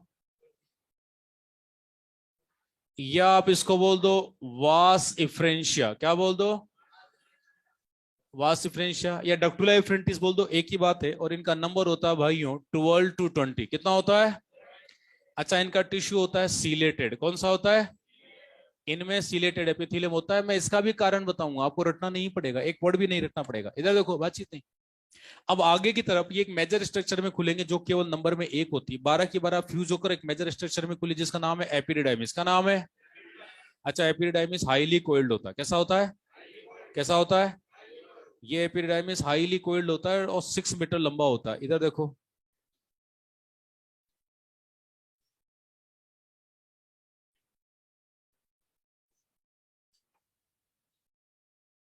ये 6 मीटर लंबा होता है और बाद में ये एक मेजर स्ट्रक्चर में खुल जाता है जिसका नाम होता है वास डेफरेंस। क्या नाम होता है?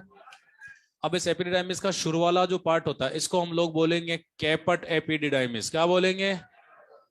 कैपेट एपिडाइमिस। मिड वाले पार्ट को बोलेंगे कॉर्पस। क्या बोलेंगे? अच्छा, मिड वाले पार्ट को हमेशा कॉर्पस ही बोलते हैं, ठीक है ना, याद रखना। और लास्ट वाले को बोलेंगे कोडा। क्या बोलेंगे? कोडा एपिडिडाइमिस।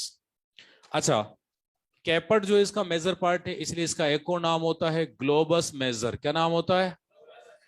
और कोडा सबसे छोटा पार्ट होता है इसलिए इसको बोलेंगे ग्लोबस माइनर। क्या बोलेंगे? Globus minor. ठीक है, तीनों को मिलाकर हम लोग बोलेंगे एपिडिडाइमिस। क्या बोलेंगे? क्या बोलेंगे? एपिडिडाइमिस। और इसकी लंबाई होती है 6 मीटर। कितनी होती है? और 6 मीटर दीवार से लेके यहाँ तक 18 फीट के आसपास होती है। मेरी 6 फीट है, इसको 3 से मल्टीप्लाई करो, 18 फीट, 6 मीटर इतना होता है। अरे बोलो, इतना लंबा होता है। और हमारी एनसीईआरटी में जो फोटो बना हुआ ना एपिडिडाइमिस का, उन्होंने इसको ऐसे यूं डायलेट नहीं कर रखा, उन्होंने इसको ऐसे कोइल्ड करके यहीं लगा रखा और प्रैक्टिकली वैसा ही होता है। तो सोचो बाल के गुच्छे की तरह होता होगा। अरे बोलो, अरे बोलो, हाईली कोइल्ड होता है, 6 मीटर बहुत ज्यादा होता है। इतने से पार्ट में वो कंडेंस हो जाता है ऐसे करके। समझ में आ रहा है? ठीक है, आगे आता है, बात करें जो है वास डिफरेंस। क्या आता है अगली स्ट्रक्चर? Vas deferens. और वास डिफरेंस की लंबाई होती है 45 सेंटीमीटर। कितनी होती है? आधा मीटर, लगभग इतनी होती है। अरे बोलो, ठीक है। अब पता है आप लोगों को, इधर देखो भाई, ये जो एपिडिडाइमिस की दीवार है और ये जो वास डिफरेंस की दीवार है, दोनों का बेसिक टिश्यू सेम होता है। दोनों का बेसिक टिश्यू सेम होता है। और दोनों का बेसिक टिश्यू कैसे सेम होता है मैं यहां बता देता हूं। इधर थोड़ी जगह कम है, छोटा बोर्ड है, इधर ऊपर करके बता देता हूं। इसमें दो लेयर होती है। एक होती है इनर लेयर। कौन सी लेयर होती है भाई? इसकी दीवार में दो लेयर, इनर लेयर, और एक होती है आउटर। कौन सी होती है? Outer layer. तो जो इनर लेयर होती है, वैसे तो लंबा चौड़ा टिश्यू होता है, स्यूडो स्ट्रेटिफाइड स्टेरियोसिलेटेड एपिथेलियम। सब कुछ याद नहीं होता तो सिर्फ इतना याद रख लेना, स्टीरियोसिलिया होते हैं। क्या होते हैं? मैं और आसान कर देता हूं इसको। इनर लेयर में प्रेजेंट होंगे भाइयों स्टीरियो सीलिएटेड एपिथेलियम, और आउटर लेयर में प्रेजेंट होती है सर्कुलर मसल। क्या होती है? ये बेसिक टिश्यू होता है एपिडिडाइमिस की दीवार का भी, और बात करें वास डिफरेंस की दीवार का भी। समझ में आ रहा है? समझ में आ रहा है? तो ये तो ही anatomy. Now come on the physiology. Physiology पर आते हैं हम लोग। एक बार ब्रीफ कर देता हूँ फटाफट, अलर्ट हो गए बेटे, जल्दी जल्दी बोल रहा हूँ, हाँ ना बोलते जाना। या तुमसे पूछ लेता हूँ, तुम लोग बोलो, ठीक है। टेस्टिस के आउटर मोस्ट कवरिंग का नाम क्या है? कितनी लेयर है इसमें? कौन कौन सी है? और उसकी कैविटी को क्या बोलेंगे? सेकंड नंबर की लेयर? थर्ड नंबर की लेयर? कंपार्टमेंट का नंबर? एनसीईआरटी के अकॉर्डिंग, और अपने को फॉलो करना, ठीक है। कि बीच में मीडिया टेस्टिस और सेपुलर टेस्टिस, ठीक है। कंपार्टमेंट बने, हर एक कंपार्टमेंट में कितने सेमिनिफरस ट्यूब्यूल? 1 से 3, ठीक है, 1 से 3। तो ये हाईली कोइल्ड है, इसलिए मैंने जिग के बता दिया, हाईली कोइल्ड होती है एक्चुअली, ठीक है। अब सेमिनिफरस ट्यूब्यूल की ल्यूमन के अंदर स्पर्म बने, ये माइक्रोस्कोपिक चीजें होती बड़ी। अब ये आपस में बड़ी कॉम्प्लिकेटेड होती है, आपस में मर्ज हुई, और बात करें 20 से 30 लंबी लंबी ट्यूब्स बनाई, जिसको बोला ट्यूबुलाई रेक्टाई। फिर उन्होंने एक डेंस नेटवर्क बना लिया, क्या बोला? रेटेटेसिस। फिर पहली बार स्पर्म को लेके बाहर जा रही है ऑर्गन सेट, वास इफ्रेंशिया, इफ्रेंशिया या डक्टुला इफ्रेंटिस, जो तुम्हारी मर्जी है बोलो, सिलेटेड। फिर एपिडिडाइमिस 6 मीटर लंबा होता है। इनिशियल पार्ट को क्या बोलेंगे? कैपेट। मिडिल पार्ट को, लास्ट पार्ट को, फिर आगे दूसरे स्ट्रक्चर में कैरी फॉरवर्ड हो जाएगा वास डिफरेंस। अब ये वास डिफरेंस मेल की बॉडी के अंदर आएगा। मैं एग्जैक्टली सोफिस्टिकेटेड स्टेटमेंट यूज कर रहा हूं, समझना। नाउ दिस वास डिफरेंस, मैं दीज बोल सकता हूं क्योंकि दो है। अरे बोलो, एक राइट साइड है, एक लेफ्ट साइड है। ये vas deferens, now this vas deferens will enter in the male body through spermatic cord via inguinal canal. क्या बोला मैंने? दोबारा बोलो। समझ में आ रहा है ना? थ्रू स्पर्मेटिकोड, क्योंकि स्पर्मेटिकोड के अंदर है, और ओवरऑल वो इंग्वाइनल कैनाल के वाया, उसी के वाया आ रहे हैं। अरे बोलो, तो through spermatic cord via inguinal canal, ये विद इन मेल बॉडी आ जाएगा। लेकिन अंदर आने के बाद भी अभी इसको मेल यूरेथ्रा मिलेगा। कौन मिलेगा? और इरेक्ट फॉर्म ऑफ पेनिस में मेल यूरेथ्रा की लंबाई होती है 20 सेंटीमीटर, हम लोग एक्सक्रीशन में पढ़ेंगे। अरे बोलो, यही बता देता हूं। तो एक बात बताऊं, मेल की बॉडी में ही मेल के गेमिट स्पर्म को टोटल कितना ट्रेवल करना पड़ेगा मैं बताता हूं। ये यहाँ पे बने, ठीक है, यहां से काउंट करते हैं क्योंकि ये तो बन ही रहा है यहाँ तो। अरे बोलो, 6 मीटर का तो एपिडिडाइमिस, अब 6 मीटर मतलब दीवार से लेकर लगभग यहाँ तक 18 फीट। फिर 45 सेंटीमीटर का बास डिफरेंस, ये लो मितना और सरक गया।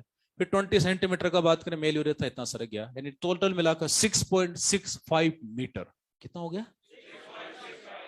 लगभग 22 फीट के आसपास की लेंथ है। और एक जो मेल का गेमिट स्पर्म है कितना छोटा होता है, मैंने भी थोड़ी देर पहले आपको बताया था। मेल का गेमिट, माना कि ह्यूमन मेल का जो स्पर्म है वो धरती का one of the most energetic sperm है, लेकिन चाहे वो कितनी भी ताकत लगा ले, वो फीमेल जेनाइटल ट्रैक में भी एडेप्टेशन के साथ भी एक आध एक फिट ट्रेवल कर ले, वही बहुत बड़ी बात है। एनसीईआरटी चिल्ला चिल्ला के बोलती है कि टोटल स्पर्म का बात करें 60% प्रॉपर शेप और साइज, और उनका 40% विग्रस मोटाइल। इसका मतलब सारे तो नहीं हो पाते होंगे। अरे बोलो, इसीलिए तो मेल 20 से 30 करोड़ रिलीज करता है कि भाई कोई तो डंका निकलेगा जो एम्पुला तक पहुंच जाएगा फर्टिलाइजेशन के लिए। सीधी सी बात। वेक्टर से सर्च करता है पूरे यूट्रस में, फेलोपियन ट्यूब में, जहां जहां स्पर्म पहुंच पाते हैं, और उस अंडे तक हजारों ही पहुंच पाएंगे, यानी करोड़ों तो वेजाइना में, करोड़ों सर्विक्स में, करोड़ों यूट्रस में, और कुछ लाखों आपके फेलोपियन ट्यूब में, एम्पुला तक तो कुछ हजारों ही पहुंच पाएंगे। बोलो, सारे कैसे पहुंच पाएंगे? पॉसिबल भी नहीं होता, इतने एनर्जेटिक सारे हो ही नहीं सकते। ये तो देखो वेरिएशन का पार्ट हर जगह होता है। अरे बोलो, कंपटीशन वहीं से शुरू हो जाता है।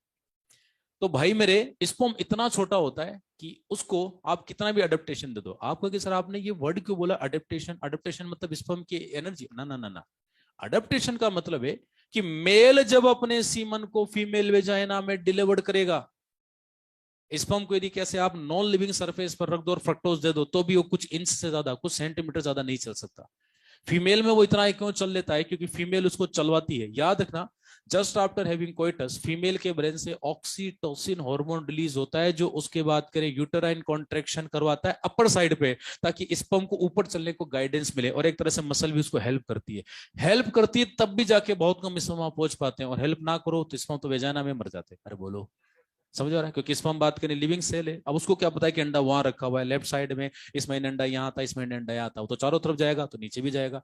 तो रिदमिक कॉन्ट्रेक्शन होंगे बात करें उसके फीमेल के जेनिटल ट्रैक में, ताकि बात करें स्पर्म को ऊपर की तरफ मूवमेंट करने का गाइडेंस मिले। समझ में आया? यानी अडेप्टेशन के बावजूद भी वो एक आध एक फिट चले, और वो भाई बहुत बड़ी बात है। अब याद करो, मेल में ही 22 फीट, ये तो असंभव चीज है। तो आप कहेंगे सर फिर स्पर्म आगे कैसे बढ़ेगा? अडेप्टेशन मेल में भी होते हैं। आप लोग मैमल्स हो भाई, 4 अरब साल की एवोल्यूशन को फॉलो करके आओ। इधर देखो, देखो स्पर्म यहां बना है, अभी वैसे यही आया, बस अडेप्टेशन यहीं से शुरू हो गया। आपको टिश्यू रटने की कोई जरूरत नहीं है, अपना आप याद होगा, बस सुन लेना, 5 मिनट सुनना सब याद हो जाएगा। स्पर्म यहां पर है, अब स्पर्म अभी कच्चा है, नादान है, बच्चा है, उछल कूद करेगा, बोले मैं स्पर्म में ये करूंगा, मैं वो करूंगा, है ना। लेकिन ये जो ट्यूबुलाई रेक्टाई है, इसमें सीलिया होता है। उन्होंने कहा ओ भाई ज्यादा उछल कूद मत करो, क्योंकि यदि आपने ज्यादा उछल कूद की तो सारी एनर्जी खत्म कर लोगे। आप एनर्जी कंजर्व करो, कंज्यूम मत करो, क्योंकि आप जितनी एनर्जी कंजर्व करोगे फीमेल जेनाइटल ट्रैक में जाके, उतने मोटाइल कहलाओगे, और जितने ज्यादा मोटाइल होगे मेल की फर्टिलिटी के चांसेस उतने ज्यादा है, और जितने मोटाइल हैं स्टेराइल माना जाएगा। अरे बोलो, अरे बोलो भाई। तो याद रखना, पूरे मेल जेनाइटल ट्रैक में मेल के गेमेट स्पर्म के साथ हम लोग एक तरह से एनर्जी कंजर्व करवाएंगे, और उसको बोलेंगे अपनी एनर्जी कंजर्व करो, कंज्यूम मत करो, क्योंकि कंज्यूम कर दिया तो मेल में ही खत्म हो जाओगे, वहां जाके फीमेल जेनाइटल ट्रैक में करोगे क्या? अरे बोलो। तो याद रखना, सबसे पहले सीलिया है, जैसे स्पर्म चलने लगेगा, ये सीलिया उसको सीलियरी मूवमेंट करके आगे सरका देगा। स्पर्म खुद नहीं चला, उसको आगे चलवाया गया। आप कहोगे सर सीलिया तो इतने से पार्ट में, बाकी 6 मीटर में तो स्टीरियोसीलिया, और स्टीरियोसीलिया तो मूवमेंट करती नहीं। कोई बात नहीं, टेंशन क्यों ले रहे हो, शांति रखो। ये जैसे स्पर्म यहां पर आएंगे, फिर से उछल कूद करेंगे। अब एपिडिडाइमिस 6 मीटर लंबा, बॉडी का बड़ा ही बूढ़ा समझदार ऑर्गन है, मैच्योर ऑर्गन है। इसने स्पर्म को बोला, बोले बेटा इधर आ। ये क्या कर रहा है? तो बोले उछल कूद कर रहा हूं, अपनी पूंछ को हिला रहा हूं। बोले बेटा तेरे को क्या होगा, तूने ज्यादा उछल कूद की ना तो तेरी सारी एनर्जी इधर ही खत्म हो जाएगी। बोले क्या बात कर रहे हो अंकल आप? बोले तेरे को पता है तू पूरी ताकत लगा देगा तो भी कुछ सेंटीमीटर ही ट्रेवल कर पाएगा, और तेरे को पता है मैं खुद 6 सेंटीमीटर 6 मीटर लंबा हूं। बोले क्या बात कर रहे हो? और फिर आगे तेरे को एक बड़ा पाइप मिलेगा जिसको वास्ट डिफरेंस बोलते हैं, वो 45 सेंटीमीटर का, फिर मेल यूरेथ्रा 20 सेंटीमीटर का, और फिर फीमेल में जाने के बाद भी एक आध एक फीट वहां भी ट्रेवल करना है। और तूने सारी एनर्जी तेरी खत्म कर दी तो तू इमोर्टाइल स्पर्म हो जाएगा जो किसी काम का नहीं। अरे बोलो। तो स्पर्म ने कहा कि अंकल अंकल फिर मेरे को आप है ना मेरे को फंक्शनली मेच्योर बनाओ, क्योंकि मैं स्ट्रक्चरली तो मेच्योर हूं। कौन सा मेच्योर है? भाई स्पर्म यहां से बन के यहाँ आया तो head, middle piece, tail, mitochondria, अरे सब है ना, लेकिन उसको अक्ल नहीं है, फंक्शन क्या करना है उसको ये नहीं पता। अरे बोलो। तो फंक्शनली मैच्योर करो, और फंक्शनली मैच्योर में उसकी एनर्जी को कंजर्व करोगे कि कंज्यूम करवाओगे? तो आप उसकी कैपेसिटी को क्या कर रहे हो? D capacitation. क्या कर रहे हो? डी बोला मैंने, डी डी कैपेसिटेशन, ताकि एनर्जी कंजर्व करो और सबसे पहले उसकी एनर्जी बचवाओ। तो ये एपिडिडाइमिस की जो सेल्स होती है, याद रखना, ये स्पर्म के माइटोकॉन्ड्रिया में कुछ इनहिबिटरी प्रोटीन्स डाल देंगे जो उसके माइटोकॉन्ड्रिया के काइनेज एंजाइम को सप्रेस कर देंगे और वो एटीपी यूज नहीं कर पाएगा। बोलो।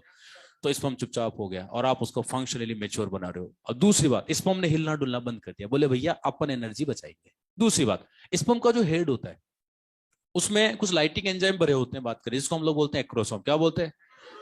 ये क्रोसोम उस दिन काम आएगा जब स्पर्म अंडे को टच करेगा, क्योंकि अंडे के चारों तरफ जोनाप्लास्टा कोरोनाडेटा नाम की लेयर्स होती है, उनको फोड़ना है और वैसे नहीं फूटेगी, वो एंजाइम से फूटेगी। अरे बोलो। अब पता लगा स्पर्म ने वो तो सेट कर लिया, लेकिन इसके स्टीरियोसिलिया से 10 सिर मारा और पता लगा अपने एंजाइम इधर ही खत्म कर लिए। That is called acrosomal reaction. यदि स्पर्म ने अपने एक्रोसोमल रिएक्शन मेल में ही खत्म कर ली तो ये स्पर्म भी किसी काम का नहीं है, क्योंकि अंडे को टच करने से कुछ नहीं होता, अंदर एंटर करना पड़ेगा। अरे बोलो। तो याद रखना, ये एपिडाइमिस फिर से स्पर्म को बोले बेटा इधर आ ले, तेरे को हेलमेट पहना देता हूँ, और खोपड़ी में हेलमेट पहना देगा। अब तो अपना सिर नहीं फोड़ेगा कहीं। और हेलमेट होता है कि ये बात करें जो स्पर्म का हेड है, इसके चारों तरफ एपिडिडाइमिस कोलेस्ट्रॉल की थिन लेयर बना देगा, बस यही हेलमेट है।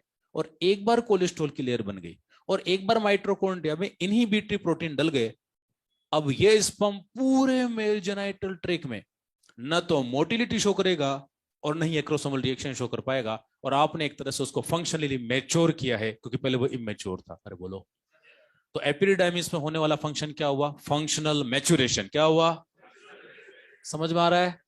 क्योंकि फंक्शन क्या है? फर्टिलाइजेशन करना। हाँ, तो एनर्जी बचाओगे तो फर्टिलाइजेशन करेगा। अच्छा, फंक्शनल मैच्योरेशन का दूसरा नाम क्या है? D capacitation. क्योंकि आप उसको कैपेसिटी यूज करने से मना करो, बोले भाई सारी एनर्जी और अपने एंजाइम को बचा, नहीं तो वहां जाके फिर क्या करेगा? अरे बोलो। तो हम उसको बोलते हैं फंक्शनल मैच्योरेशन या डी कैपेसिटेशन। अब सुनना, ये स्पर्म जब सीधा वेजाइना में जाएगा तो पहली बार इसके एक्रोसोम के चारों तरफ का कोलेस्ट्रॉल डिसोल्व होगा, और पहली बार जो इनहिबिटरी प्रोटीन डले थे माइटोकॉन्ड्रिया में वो अपना आप इनएक्टिव हो जाएंगे, जो वेजाइना में सिक्रीशन होते हैं उसको करेंगे, और पहली बार ये मोटाइल होगा वेजाइना में। प्रोसीजर को बोलेंगे कैपेसिटेशन। क्या बोलेंगे? 3 साल पहले भी नीट में क्वेश्चन आया है कि कैपेसिटेशन कहाँ होता है? वेजाइना में। कहाँ होता है भाई? समझ में आ रहा है? अच्छा, एक और चीज सुनना, कि रिकैपेसिटेशन होता ही नहीं है। कई बच्चे बोलते हैं कि सर हमने कहीं पढ़ा था, सुना था। कोई कुछ नहीं होता। आपने कैपेसिटी यूज करने से पहले दबा दिया तो डीकैपेसिटेशन, ताकि एनर्जी कंजर्व करो। और पहली बार वेजाना में यूज कर रहा है तो वहां कैपेसिटेशन। तो री का तो कोई री तो तब बोलते ना कि एक बार यूज कर ली फिर दबाया फिर दोबारा यूज कर रहा है। अरे एक बार यूज कर ली तो सारी एनर्जी उधर ही खत्म कर देगा भाई। आप यूज करने से पहले दबा रहे हो। तो दो ही प्रोसीजर होता है, मेल में डीकैपेसिटेशन और फीमेल में कैपेसिटेशन। नहीं समझ आया? नहीं नहीं नहीं आया, नहीं आया, नहीं नहीं नहीं नहीं आया, नहीं आया, नहीं आया, नहीं आया ना समझ में? ये एनसीईआरटी में नहीं दे रखा, और नीट का ही क्वेश्चन है, 3 साल पहले का ही है, देख लेना मॉड्यूल में पीछे लिखा हुआ है। ठीक है, इसलिए बोल रहा हूँ जो मैं पढ़ा रहा हूँ बस उतना पढ़ लो। आप कहोगे सर हम ही मिले आपको सुबह सुबह बेवकूफ बनाने के लिए। हाँ, शाम हो गई है मुझे पता है। हाँ, रात को। सर स्पर्म यहां पर ही बात करें उसमें आपने इनहिबिटरी प्रोटीन डाल दी। हाँ, तो सर एक बात बताओ ना, जब वो मोटाइल नहीं है, वो इमोटाइल हो गया, तो वो फिर 6 मीटर इतना आगे चलेगा कैसे? एक बात बताओ, आप सब लोग लंच करके आए हो? भाई नो कौन बोल रहा है? हाँ, सब करके आए हो, पता मुझे। अब एक बात बताओ, आपका फूड आपके इंटेस्टाइन में जब आप लंच करके आए थे 2 बजे तो स्टमक में था, अभी वो कोलोन में पहुंच चुका होगा, ठेठ सॉरी माफ कीजिएगा, बात करें रेक्टम में पहुंच चुका होगा। तो एक बात बताओ, फूड आगे बढ़ा कि इंटेस्टाइन ने आगे बढ़ा है? फूड खुद आगे बढ़ता है कि मिला के दूंगा अभी दुष्टों, इंटेस्टाइन पेरिस्टालसिस नहीं करती क्या? मतलब फूड के क्या खुद का अमीबोइडल मूवमेंट होता है क्या, कि रोटियां खाली आगे चल रही हो? अरे दोस्तों, फूड आगे नहीं बढ़ता, फूड को आगे बढ़वाया जाता है। आपकी इंटेस्टाइन में सर्कुलर और लॉन्गिट्यूडनल मसल्स होती है और वो फाइनली पेरिस्टालसिस करती है। अरे करती है ना? सेम टू सेम यहाँ भी स्पर्म के साथ होगा। स्पर्म खुद आगे नहीं बढ़ेगा, इसकी दीवार में सर्कुलर मसल है और ये सर्कुलर मसल ऐसे रिथमिक कॉन्ट्रेक्शन करेगी और इसको आगे सरकाएगी। तो यहाँ इसको बोलते हैं पल्सेशन। क्या बोलेंगे?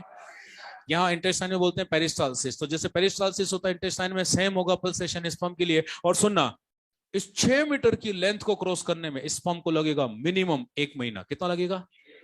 यानी आज जो स्पर्म बना है वो 1 महीने बाद, यानी 1 महीने तक। अब सोचो 1 महीने तक ये एपिडिडाइमिस स्पर्म को समझाता है कि बेटा मान जा, अपनी एनर्जी कंजर्व कर, तब जाके स्पर्म समझदार होता है। 1 महीने तक समझाते हैं। सोचो कितना नादान स्पर्म है। अरे बोलो। दूसरा, आप कहेंगे सर स्टीरियोसीलिया क्या करते हैं? अरे वो स्टोर करते हैं, क्योंकि डेली इतने स्पर्म बनेंगे। तो सोचो 6 मीटर की लंबाई, ऊपर से स्टीरियोसीलिया, तो सोचो सरफेस एरिया कितना बढ़ गया होगा, क्योंकि डेली इतने स्पर्म भी तो बन रहे हैं। फिर 1 महीने बाद जैसे मैच्योर होगा वो आ जाएगा वास डिफरेंस में, फिर से पल्सेशन होगा और within a male body आ जाएगा। और वास डिफरेंस का terminal dilated part within a male body ampulla कहलाता है, वहां कर स्टोर हो जाएंगे। अरे बोलो। और फिर मेल की बॉडी से पौपात करने जो सेक्सुअल एक्टिविटी के टाइम बाहर आ जाएंगे, तो वो मैच्योर स्पर्म है। AIPMT का question, what will happen if the epididymis is remove from male body? There will be no functional maturation. Sperm यहाँ आएगा, सीधा वास डिफरेंस में जाएगा, कुछ सेंटीमीटर चलेगा और खत्म हो जाएगा, किसी काम का नहीं। अरे बोलो। और इमोर्टाइल हो जाएंगे सारे स्पर्म। समझ में आ गया? तो सोचो जितना लंबा एपिडिडाइमिस उतने अच्छे से फंक्शनल मैच्योरेशन, इसीलिए इतना लंबा होता है और स्टोरेज भी उतना ज्यादा होगा। समझ में आ रहा है? देखो मुझे नहीं लगता कि आप इतना डिटेल से पढ़ाने के बाद आपको रटना पड़ेगा, मुझे नहीं लगता। और अभी भी रटना पड़ेगा, क्योंकि आप लोग LN में पढ़ रहे हो कोटा सेंटर पे, तो ऑल इंडिया में आपको वैसे सबसे अच्छा पढ़ाया जा रहा है। तो ये मान के चलो कि अपने तो 720 में से 720 आएंगे। मेरी तरफ से तो यही है भाई, क्योंकि जिनके फोटो लगे हुए रैंक 1, मैंने उनमें से मैक्सिमम को पढ़ाया है। इंसाफ सर ने पढ़ाया, मैंने पढ़ाया, तो उनको मैंने पढ़ाया। उनमें से कई बच्चे हैं, ठीक है, आजकल 720 2 साल से आने लगे हैं। पहले तो 700 टच कर लिया, वही बहुत बड़ी बात होती थी। तो आजकल बच्चे थोड़े ज्यादा ही जेनेटिकली एडवांस हो रहे हैं।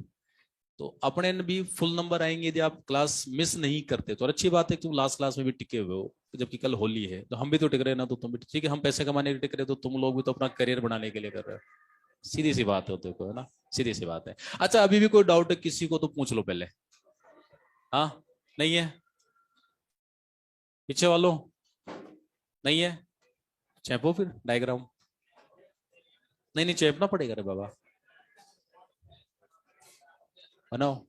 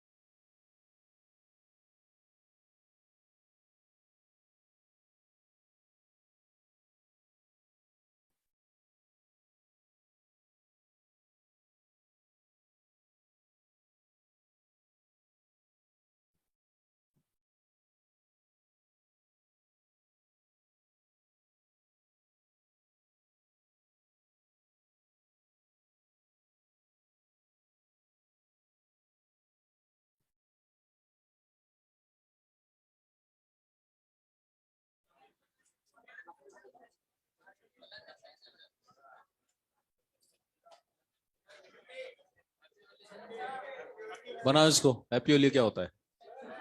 होली हैप्पी होती है, बढ़िया।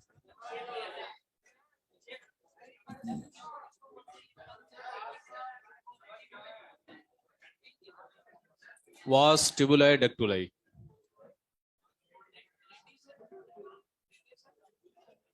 रेटो तो नेटवर्क होता है।